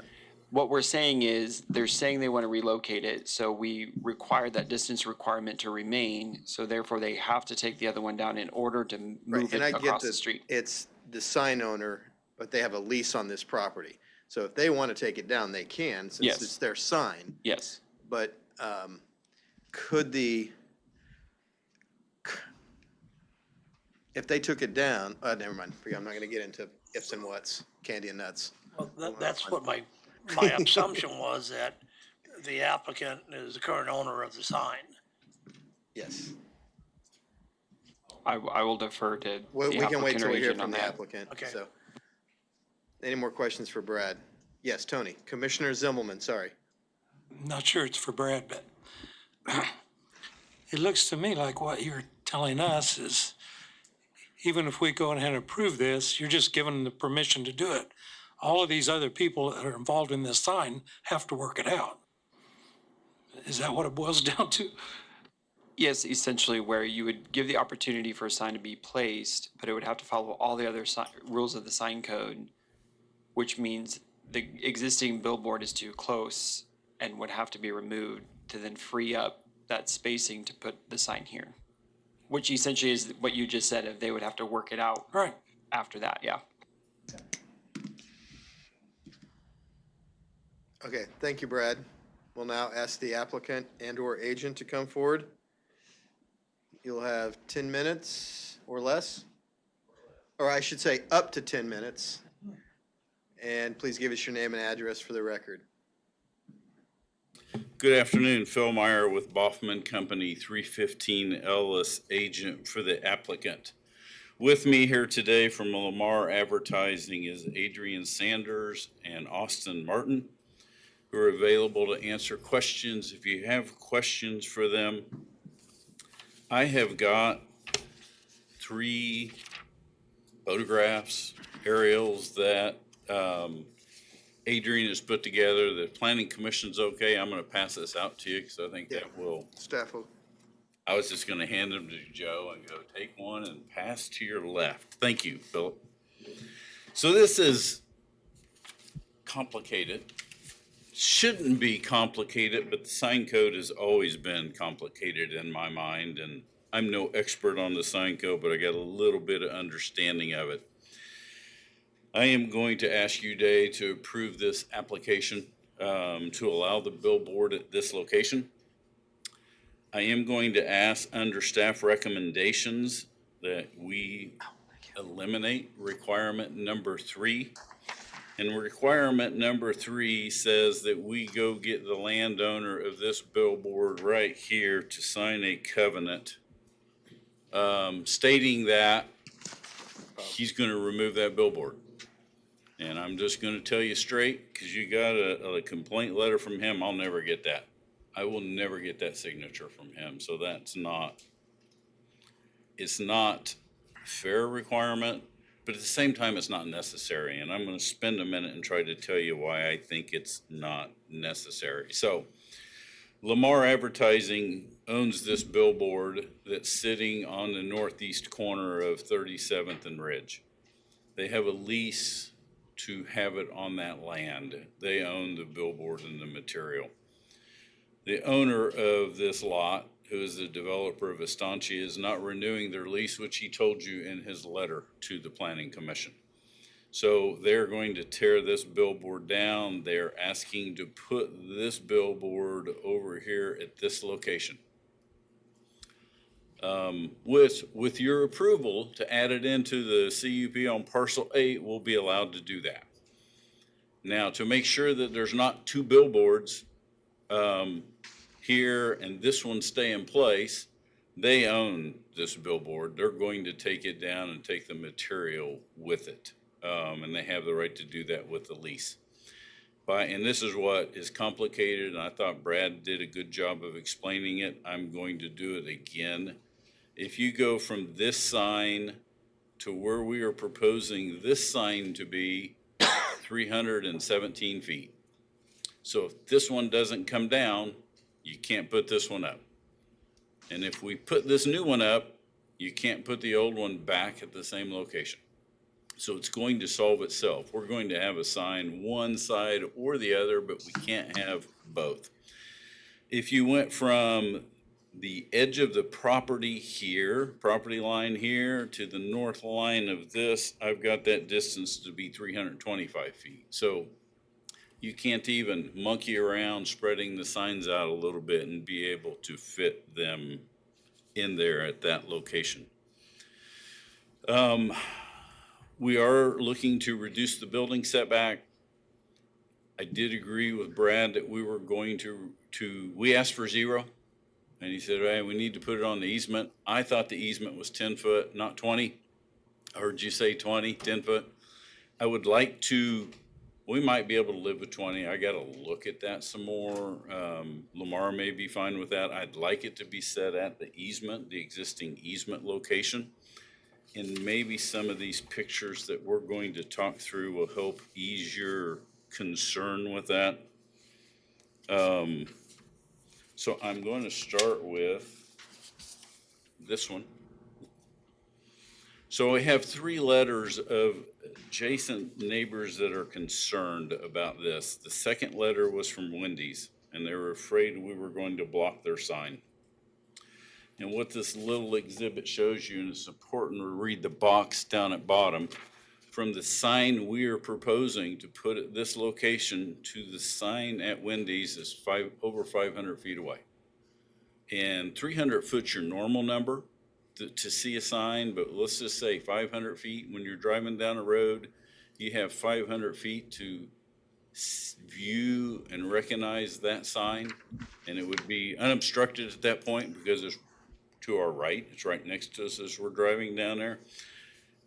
The placement of this billboard will have no negative effect on the existing Wendy's sign. The second one, so that is a picture of sitting where the billboard's going to be looking at the Wendy's sign. That's the 500-foot shot that I'm describing to you right there. The last one I'm going to show you, if you were sitting at the intersection looking north with our proposed location and height of the billboard we're proposing, that's what it's going to look like in the landscape environment here with the buildings that are out there today. The only one that's missing in that of the Mocha's is still under construction, which is going on this lot right here. So I would like you to approve it today without the requirement of number 3.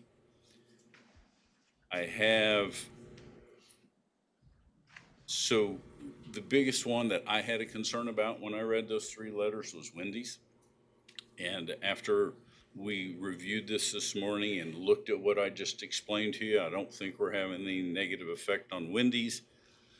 I'm not sure why the apartment complex is concerned about a billboard at this location. The Mocha's going here, that really has no effect on them. I would point out to you that this billboard has been at this location for over 10 years. The developer of Estancia has received rent off of that billboard for the last 10 years. They also, in that CUP, if you look at Estancia, has the right to do 2 more billboards along 96, which they can install at any time. So I don't put that one I can set aside just from the fact that there's a billboard there today. With that, Adrian, I'll leave out anything you want me to cover. Are we good with, did I miss any key points? You go to the podium, please. You can come up if I miss something. Give us your name and address for the record, please. Thank you guys for having us. My name is Adrian Sanders. My address is 725 South Woodlawn, 67218. I guess to add some context, we presumed as far as the apartment contestation was because of potential light pollution, seeing that they have residents there. We've ran against this issue before last year in February, where we were able to point out that the streetlights in the area would present more light pollution than the actual billboard. Other than that, they felt like the presentation of the board may muck up the area. I'm not sure exactly what that pertains to. So we decided to do the board in a monument style, which would fit within the spirit of the rest of the construction over there. If you could look at the paper with the mock-up, typically our billboards don't consist of that, but we wanted to be considerate of everything else that was being developed over there to sort of avail their issues on that. And like Boffman pointed out, I drove it today as well, but we've been out there, we've taken pictures. The Wendy's sign would not be obstructed by our sign.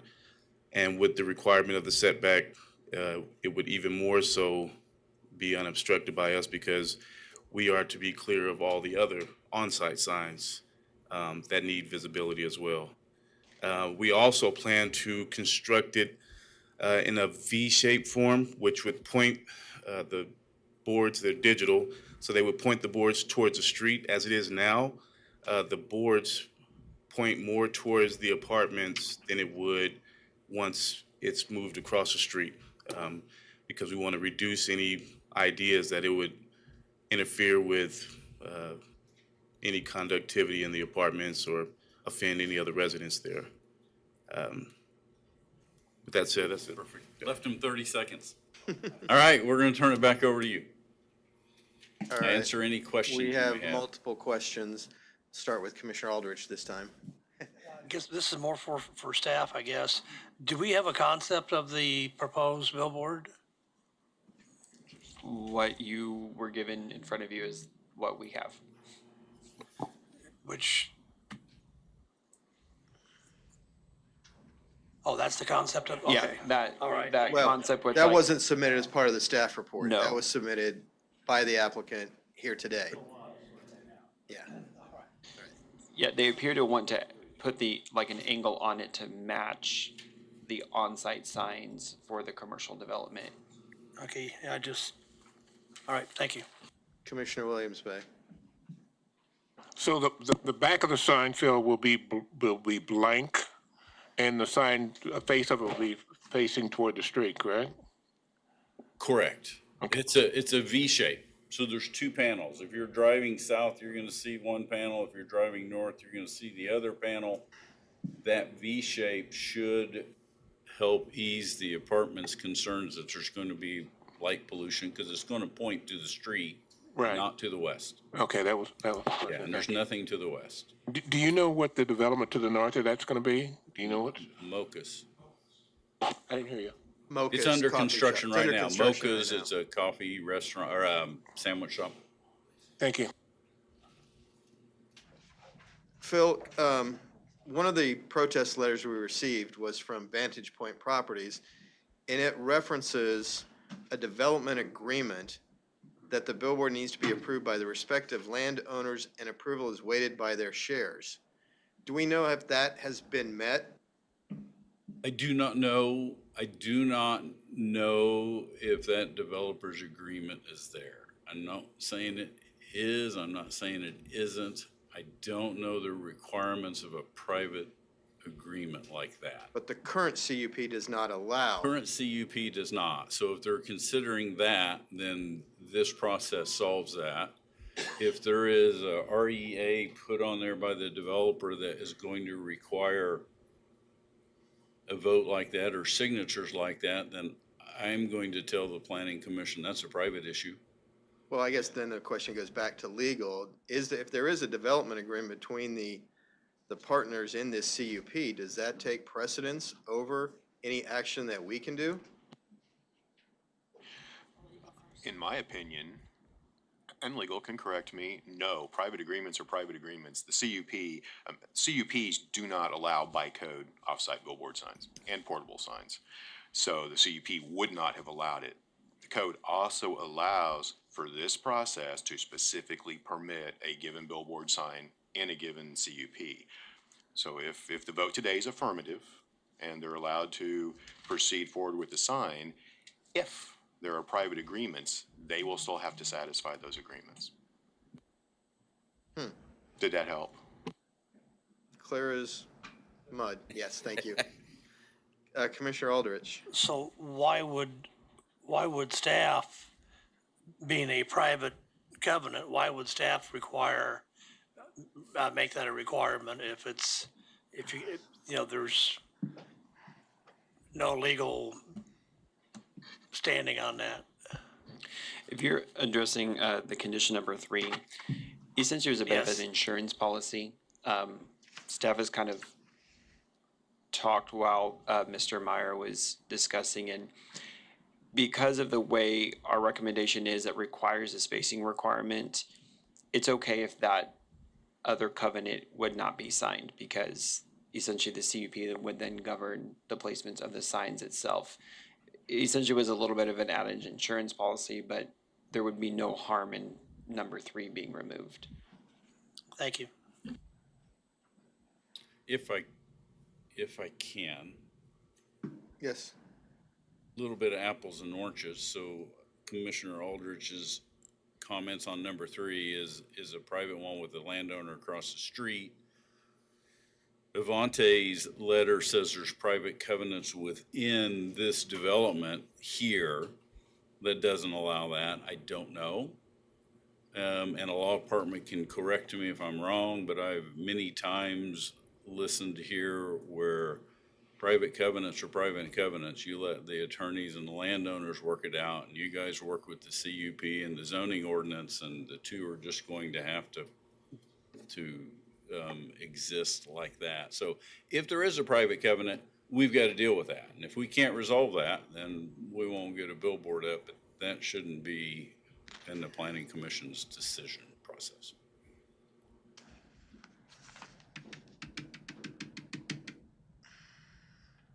Any other questions for the applicant? Seeing none, thank you, Phil. Open it up for public comment.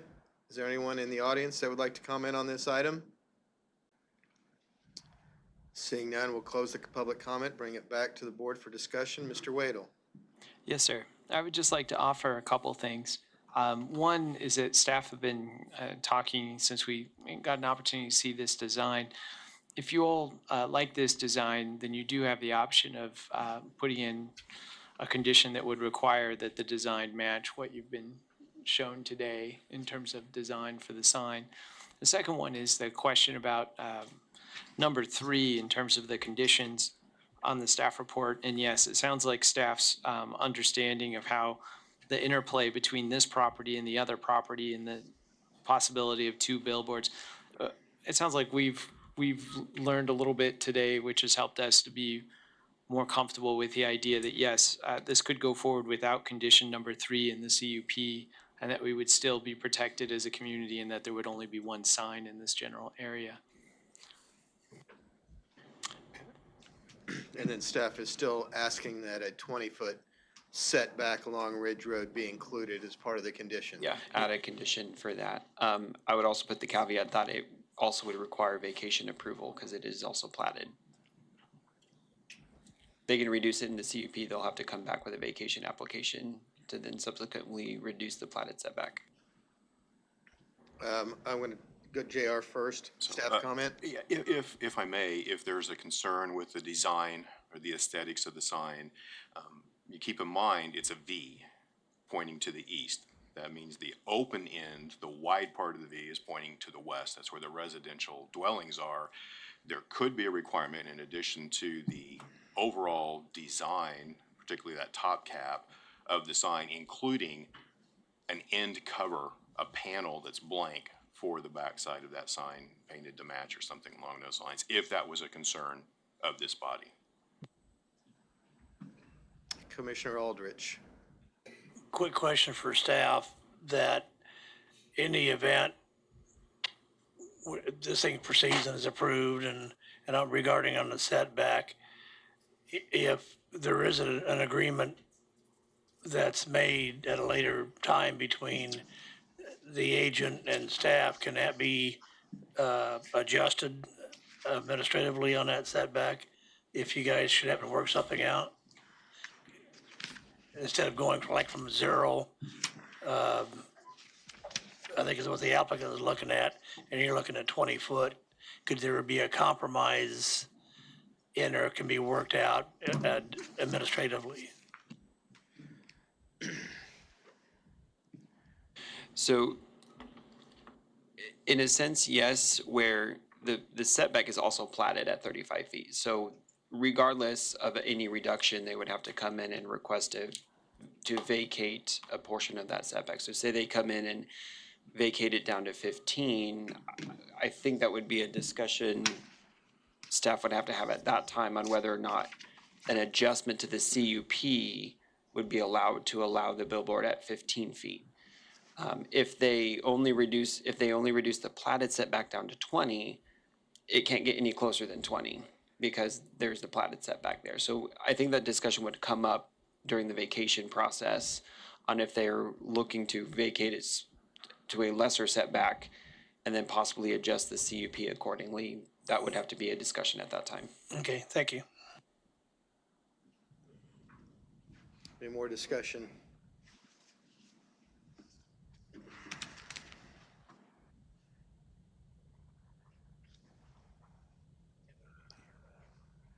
No, we've already closed the public comment. It's discussion and action for the board. I think I'd like to try a proposal here. Propose that we approve per staff comment with the exception of item number 3, and that the final design and construction substantially meet the presentation we received today that shows the V-shaped sign with the addition of a back plate facing to the west. Would you consider putting the setback in as a condition? And I absolutely want to put the setback at 20 feet in. Thank you. So we have a motion that's been properly seconded. I'll speak to the motion because I'm concerned about changing the rules on the setback, even with the 20-foot, when, according to testimony, Wendy's was not allowed for a setback. They had to keep it at 35. I know that that was an old county road, and sidewalks and utility easements are not there, or sidewalks not there now. I think we have to plan for that, and I know that can be addressed with vacation. I also have a lot of concern and heartburn about the amount of protests that's been from 3 surrounding property developers and owners. I have hesitation because of the development agreement, and it was in the CUP. It was not allowed in the CUP, and I think that needs to stay. So with that, I would be voting no, but again, just wanted to speak to the motion. Call for a vote unless there's another comment. Yeah, just Commissioner another comment. Aldrich. I just want to follow up with what I asked staff, that if things could be worked out on the setback down the road here a little bit, that it can be done administratively. Hopefully that the agent and staff could work things out if they're locked up on the setback. Commissioner Rader? Based on your very thoughtful comment, is it appropriate for me to remove my recommendation? Yeah, you can pull your motion. You can I'd withdraw like your to motion. pull my motion based on, yeah, absolutely. I think that 35-foot required by everyone else is important, and I missed that. So Thank you. are you just amending your motion to? Keep it, you could amend your motion to keep it at 35. As long as there was agreed on the second. You could amend your motion. I'm going to withdraw the emotion because that 35, I think, makes it untenable. Okay. May I ask a question? Yes, sir. Other signs being required to be at 35 feet, is that what I understand your understanding is? That's what we're hearing from the testimony. Off-site billboard signs are considered structures, therefore must meet applicable building setbacks, whatever they might be, platted or code. On-site signs do not have to meet any building setback. However, they would have to meet easements, so if there are large easements running across there through that area, then they would have to meet that unless they've got permission to be in those easements. But on-site signs aren't required to meet building setbacks. Brad has his hand up. Yeah, I mean, just reading the stuff, currently a 35-foot front building setback is established by the CUP and mirrors the 35-foot platted setback. Correct, and that would be for buildings, structures, and off-site billboard signs, but not on-site signage. And if So I why are we might- even having this discussion? The billboard has to meet a building setback. Okay. But like the on-site signs for this L-shaped retail that's in the corner right at 37th and Ridge, you can actually see it in one of the exhibits. That's actually built into the setback because an on-site sign doesn't have to meet building setbacks. Just the off-site sign has to meet building setbacks. This would be considered on-site. This is considered off-site because it's advertising for things that are not on the site. And that's one of the reasons it also meets the off-site billboard meets the building setback is, so they won't block on-site signs, because almost universally, folks want their signs as close to the property line as they can get them. If they can edge them a little over, they'd like to do that too occasionally. So the on-site signs, the signs for that business is on the property, are gonna be at the property line. A billboard sign is gonna be, pick the distance, 20, in this case, 35 feet behind it, so it physically cannot block the on-site sign. So Wendy's concern is legitimate as far as they're at 35 feet, but we're talking apples and oranges because theirs is an on-site. We're definitely talking apples and oranges on the types of signage. I unfortunately can't tell you why Wendy's is in the location it is. I don't know why it's there. Yeah, It would take time to do that research, and we're just not equipped to do it right now. And I'll just add that the Wendy's is in a separate CUP south of 37th. So it doesn't, I'm not aware of what the CUP language for that DP is. But again, it's an on-site sign as opposed to an off-site sign, so it's a little bit different. Okay, point of order, I guess. Has your motion been removed? Are we back to no? Yeah. Okay, because if that's, I really feel incompetent this afternoon here, but I don't think that's unusual. I need to understand again. So this is an off-site sign. So by plat and by code, it has to meet the 35 feet, right? And my motion would have vacated that 35 and taken it to 20? It would have amended the CUP document. A separate vacation process for the plat would still need to happen so that they match. So just to try and make it clear for maybe people who aren't as familiar with this in the audience, but there are two layers of regulations that affect where the sign can be on this property in terms of the setback. One is the zoning, and that's the CUP. The other one then is the plat, so how it's platted. And this setback shows up in both of those documents. And so what you're talking about today is the CUP. It's just the zoning portion. They will have to come back and address the platted portion, what's in the plat later on. Okay, then I have a question for Chairman Fry. Does this take care of your concerns with the conversation here now, knowing No, that because Wendy's could? I had 3 points I addressed, so it might have helped with one of them, but the other two still exist, so.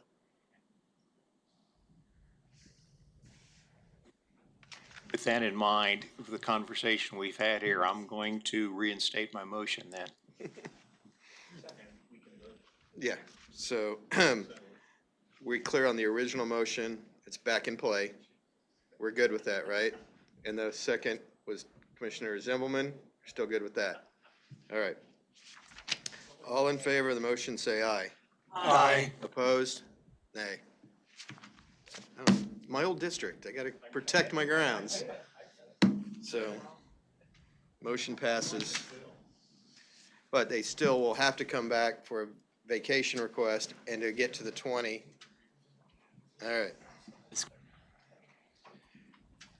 Next item, and Christina, thank you for reminding us it's Kansas Day. I'd now like us all to join hands and sing Home on the Range. Sorry, we'll continue with the agenda. Christina Reith here with planning staff, here to present Zone 2025-00071. The applicant is requesting a zone change from single family to multifamily, specifically MF18.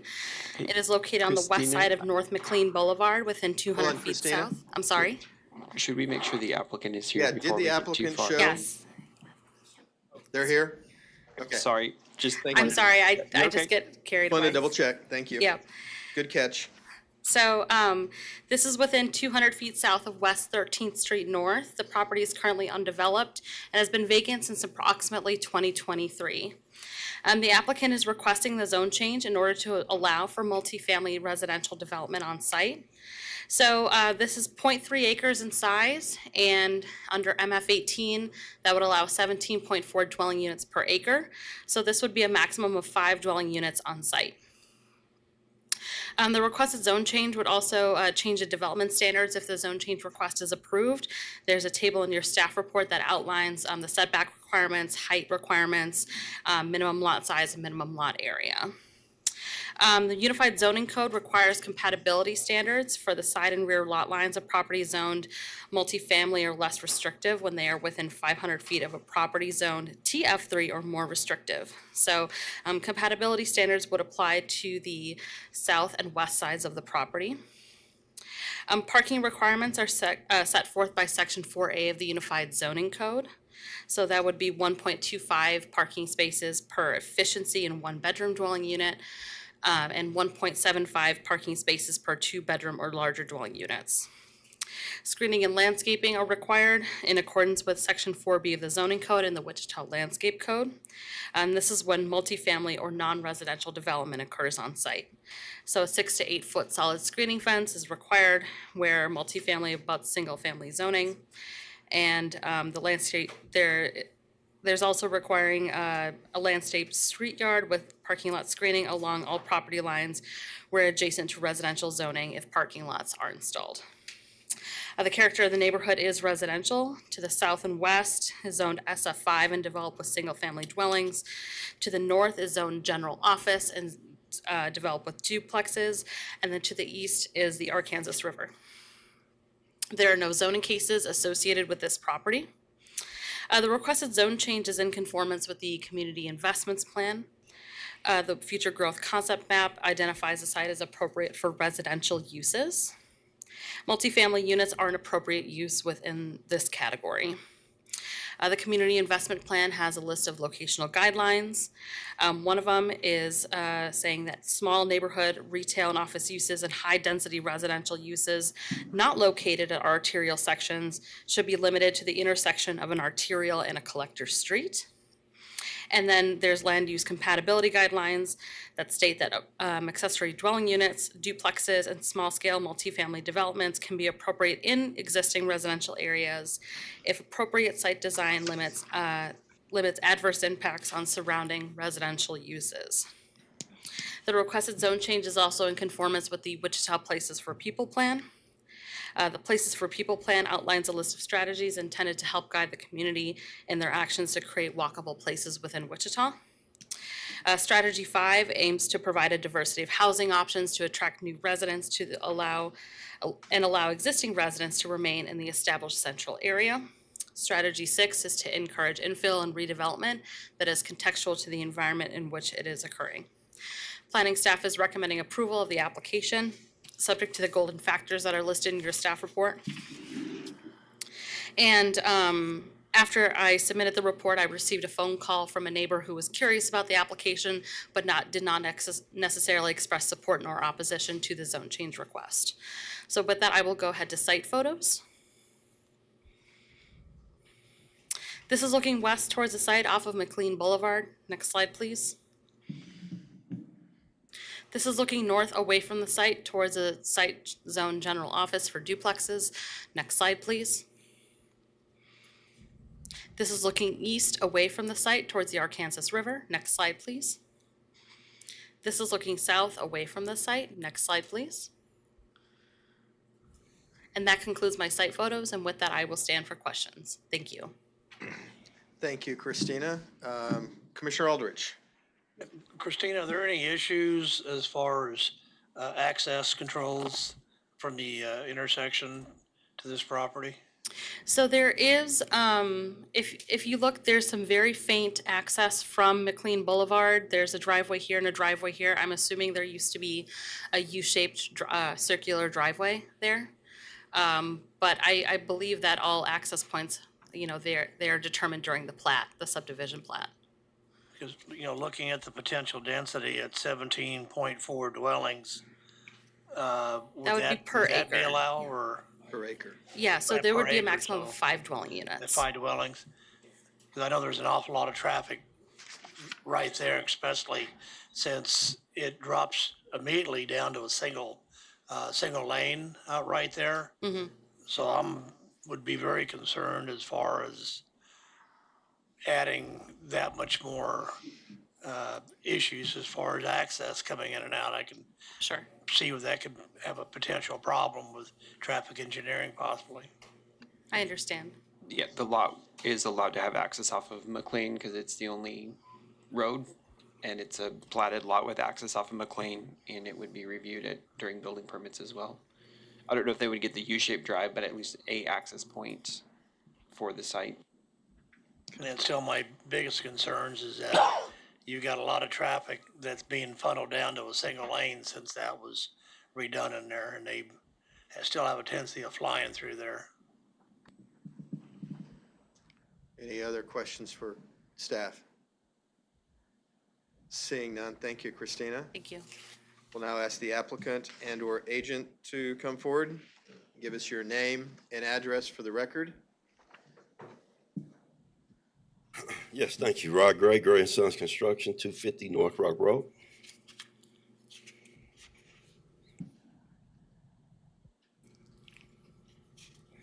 And we'd like to ask you to approve the application today. I'm here to answer any questions that you may have. All right, thank you, sir. Any questions for the applicant? Commissioner Aldrich.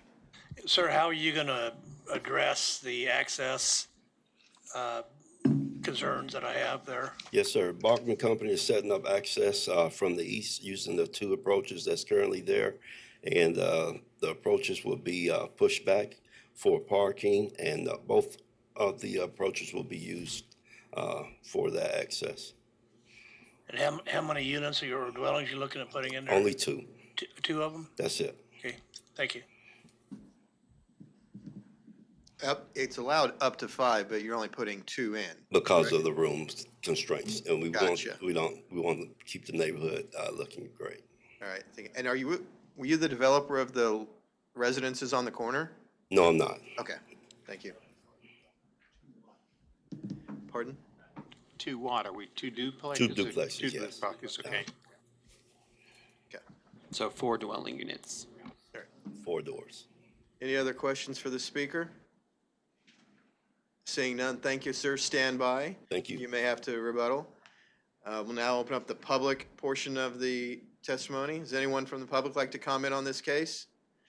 Please go to the podium, identify yourself with your name and address, and you'll have up to 3 minutes. Hi, my name is Daniel Yap. My address is 1355 North McLean Boulevard. I live with my wife Federica there in that property that's just south of the 1359 property. So pardon me, you're adjacent to the property? Yeah, I'm the lot directly south of them. Thank you. That's right. So we have a few concerns with this. One is, as it was stated, the traffic concerns. With the density of 4 units on that lot, but we could see potentially like limited parking space and limited maneuverability within that lot. Seeing up to 2 cars per family in that lot would be 8 cars plus any visitors. So if the density is prohibitive of maneuvering, we could see cars needing to back out onto 13th, creating pretty perilous conditions to back out onto that street, especially when you have people turning left from 13th right here onto McLean. And then you have people in the left turn lane on McLean going to 13th, blocking that view. People turning left onto McLean have a very limited time to where they can see those people that are backing out of that property.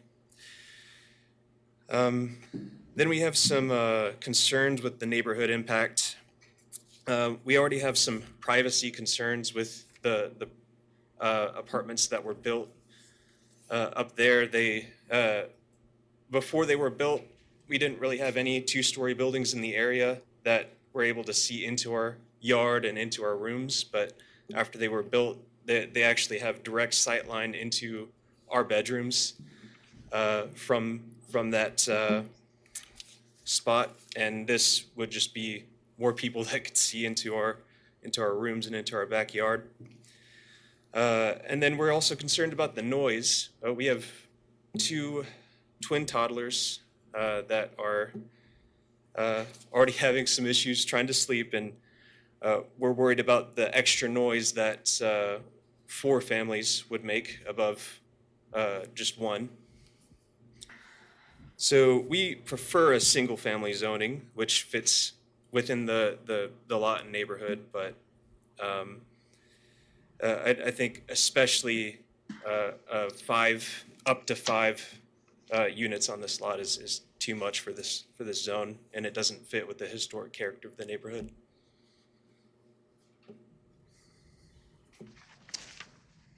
Thank you. Any questions for the speaker? Seeing none, thank you. And it was Mr. Yett? Yep, that is YAPP. Thank you, sir. Next speaker?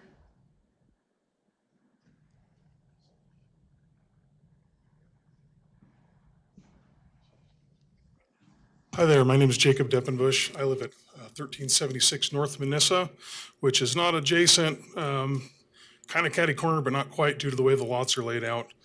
I would like to echo Daniel's concerns with the duplexes or townhomes, whatever you want to call them, that are currently to the north. I've talked to my wife a couple times about wanting to redo landscaping. She's like, I don't want you to remove trees because the trees that we have, you can kind of see right here, we've got a couple evergreens that screen us from some of them, but not all of them. One of them's dead, so I'm not crazy about that because it's, we're getting rid of some privacy screening there.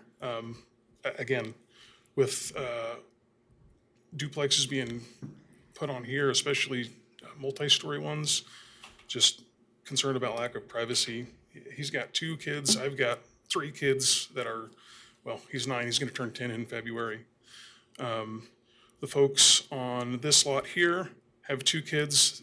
She was here earlier with one of her kids, and she had to leave because things were going on too long, which is fine. And then I know that these folks here also have children. So, I know, people in certain situations have to live with people looking over into their yards. But when I bought the house, I didn't buy a house that had 2-story buildings right next to it that could see into my yard. So I'm not crazy about that. The other one thing I wanted to bring up is that these townhomes are not currently occupied, or well, they're not fully occupied. I called the leasing agent yesterday. She said that there was one available, and my neighbors can all vouch for it. They did not fly off the shelves. So I'm just concerned that there's lack of demand for multifamily housing in this area. If there's not demand for what's existing, why are we worrying about building more multifamily housing?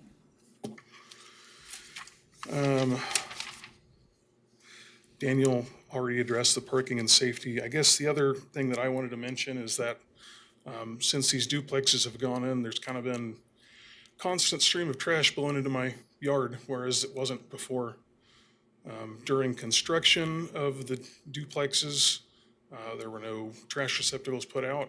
So it was especially bad around that time. But even since then, there's wrappers, cans, other debris that's always kind of flowing in down the street into my yard here.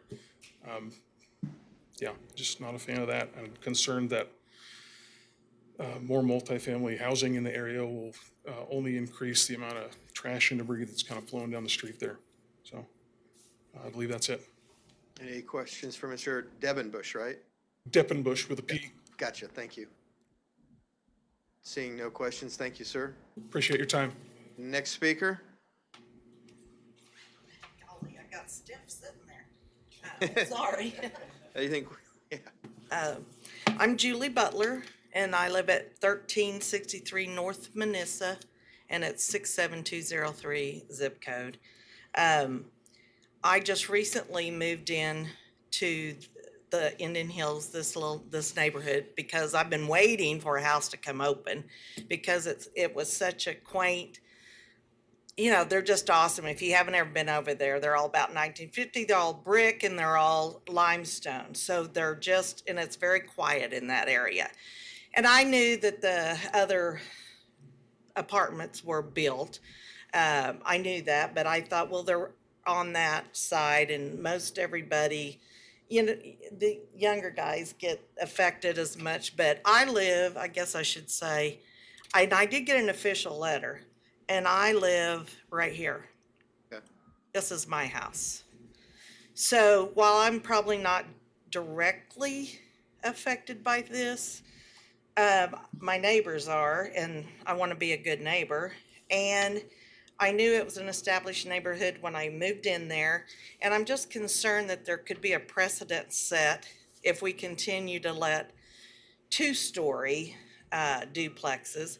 One story might be the thing, but two-story, here we are, and then what, if someone else sells their land, then we're gonna put another two-story, and then now it becomes apartment two-story duplexes instead of the residential area. Okay, I got a minute. Okay, but I can understand why we, you know, we need affordable housing. I understand that fully. I've been a renter for 40 years until I came to Wichita, and then I bought a home, now my second home. But if we could have a single or one-level homes instead of the two multi-level homes, to me that would not be the best, but it's something maybe we could live with, maybe. But of course, the first thing I'm asking is not to rezone it to a multifamily. That's the first thing I'd like to ask. Leave it as a single family, get a nice house built in there that fits the architectural zoning. So also, I know enough to be stupid, because I know there's something called protective overlays and stuff that you can add or you can do. Like I said, I know enough to not be smart about it, but you know, we'd like to make sure it's architecturally. We did go around, Mr. Gray was very willing to tell us some of the things he has built, and we did go look at those. And one of them had brick on, or a brick over, you know, it might not be real, but it was brick, and it kind of would fit into the neighborhood if it was one level. So that, we asked that maybe that could be a suggestion or I guess a Got it. protective. Ms. Butler, guide. you've exceeded your time. I'm sorry. so- I get off. No, you're good. You would get just the- like for the staff hook. to confirm the residential height limit on a single-family residential is what? So SF5, which is what it's currently zoned, the height limit is 35 feet. So a two-story single-family home could be built on there today. So yeah, the lot does allow for 2 stories as it's zoned right now. So there could be a two-story home on it regardless of what action we take today. So, just so you know. Next speaker.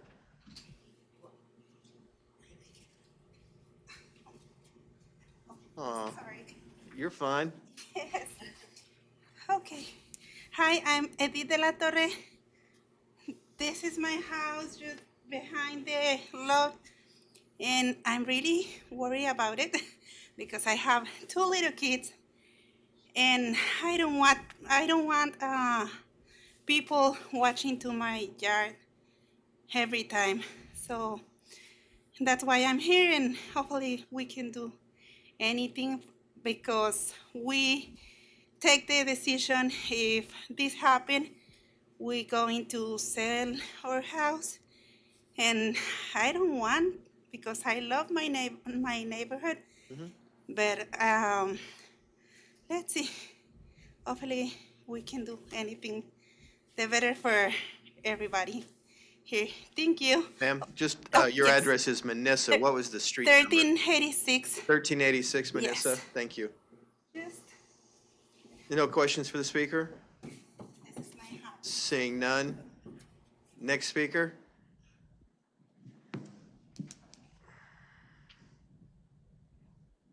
Hi, I'm Heather Harrison, 1359 North Manisa Drive. And my house is next to Julie Butler's house. Yeah, ma'am, if you could use the mouse to point to it on the map. The mouse. Ah, Right there. Okay. Thank you. My concern is echoed from what everybody else said. We did speak with Mr. Gray, and he was very open with us. We did look at a couple of the properties. He would like to build two-story dwellings. My concern or maybe request, if we can't leave it as a single family, and we are very sensitive to needing more housing, would be the placement of the units as to give as much privacy to the houses here, and the Yaps, the Guzmans, the Deffenbush, and the Yaps. If they were to be placed this direction and opening to the south, and then let them be back to back with the existing townhomes, this might provide a bit more privacy. I don't know if that's your jurisdiction or your role as to approving what the position of that would be. It would also give a little bit more access onto McLean. So that would be my first thing. The second, we did drive by a couple of Mr. Gray's builds, one over on Meridian in the, I believe, 100 block, maybe, and one on Sedgwick. The one on Sedgwick, I believe, he stated that they were sold, and the ones on McLean or on Meridian were rentals. The one on Sedgwick was much more attractive. It had a gabled roof, both of them did. The other did have the rock, which would tie in a little bit more with the ambiance of the Indian Hills landscape. So that's all I have. Thank you. Just a real quick for staff. No, never mind. Go ahead. Sorry.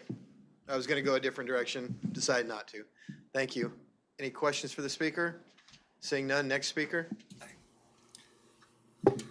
My name is Randy Mulligan. I live at 1302 North Manissa. I'm at the far end of the street.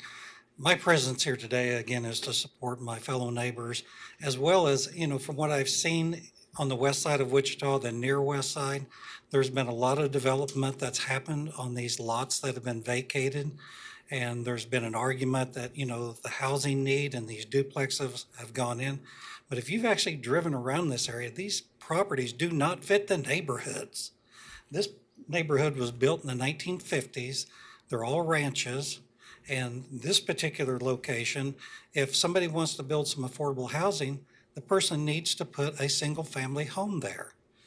You know, they're not going to make as much money. And what we have seen from the builder that built the ones on the end of the street, of which we had no say in because it was already zoned for that, is as soon as they get them built, as soon as they get them leased out, the very next thing they do is try and sell them.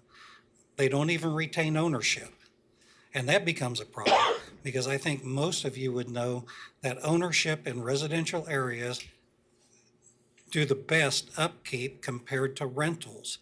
Now, it's not 100%, but from a percentage standpoint, ownership in a neighborhood is going to keep the neighborhood more viable. So my argument here today is, you know, unless you're going to go citywide and start changing all these single lots to multifamily, you know, for these builders to speculate on this stuff, you're punishing some of these neighborhoods where people have been for years. So my argument here today is, unless you're going to go out far east and far west and start opening up some of those lots out there where they're building $1 million homes, you're coming to the inner city, and what you're doing is actually opening this up for speculation. And we're the ones that's left with it. So what I'm asking you today is leave it as a single family unit, encourage him to build a single family home. Thank you. Mr. Mulligan, just to be clear, is there a homeowners association or any kind of covenants on the houses in the neighborhood now? No. I mean, basically, all of these houses are behind like where the copper oven is from. Right, I'm familiar with the area. I just didn't know if there was any No. kind of existing HOA or any kind of covenants that would require any type of specific build. No, I mean, again, from the 1950s, they really weren't doing that back then. Right. You know, you could establish one, but you really wouldn't. I've been in HOAs, and quite honestly, they don't do much. So, Any other questions for the speaker? Seeing none, thank you. Next speaker.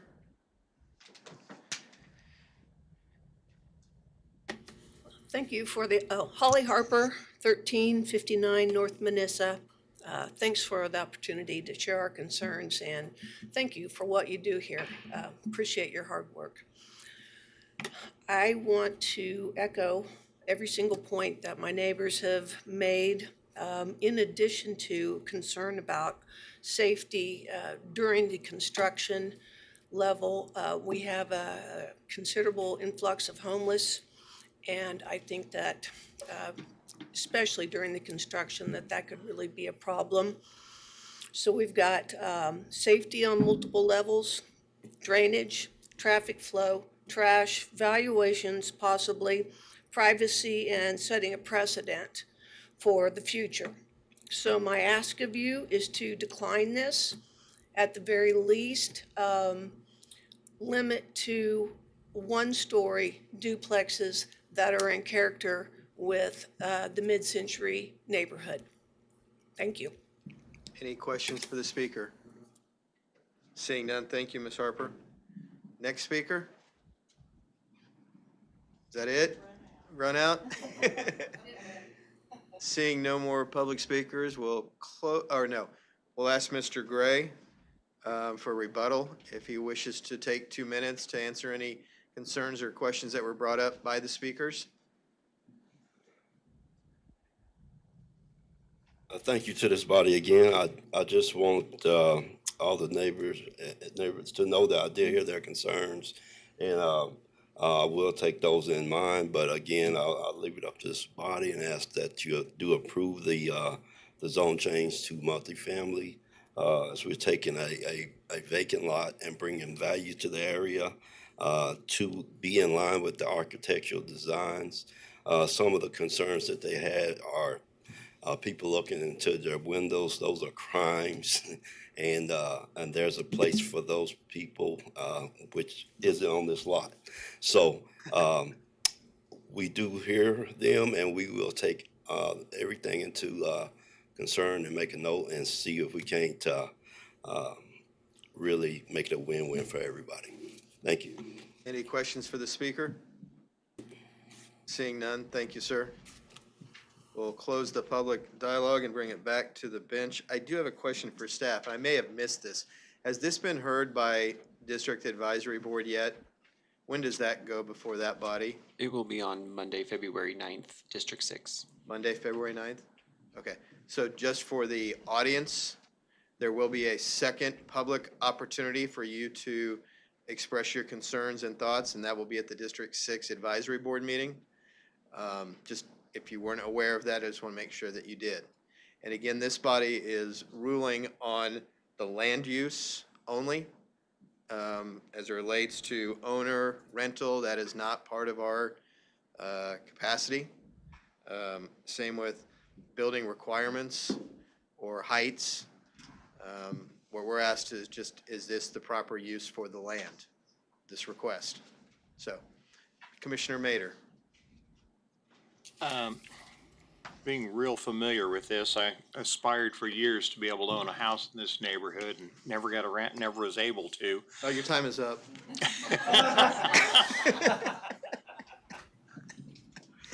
I'll get even. I apologize. And I do live very close to this, consider this, my neighborhood. We've heard from 6, I believe, of the absolute closest neighbors to this property that are most adjacent. Out of the 7 people that spoke, maybe 5, but they're all very close to it. They all oppose it.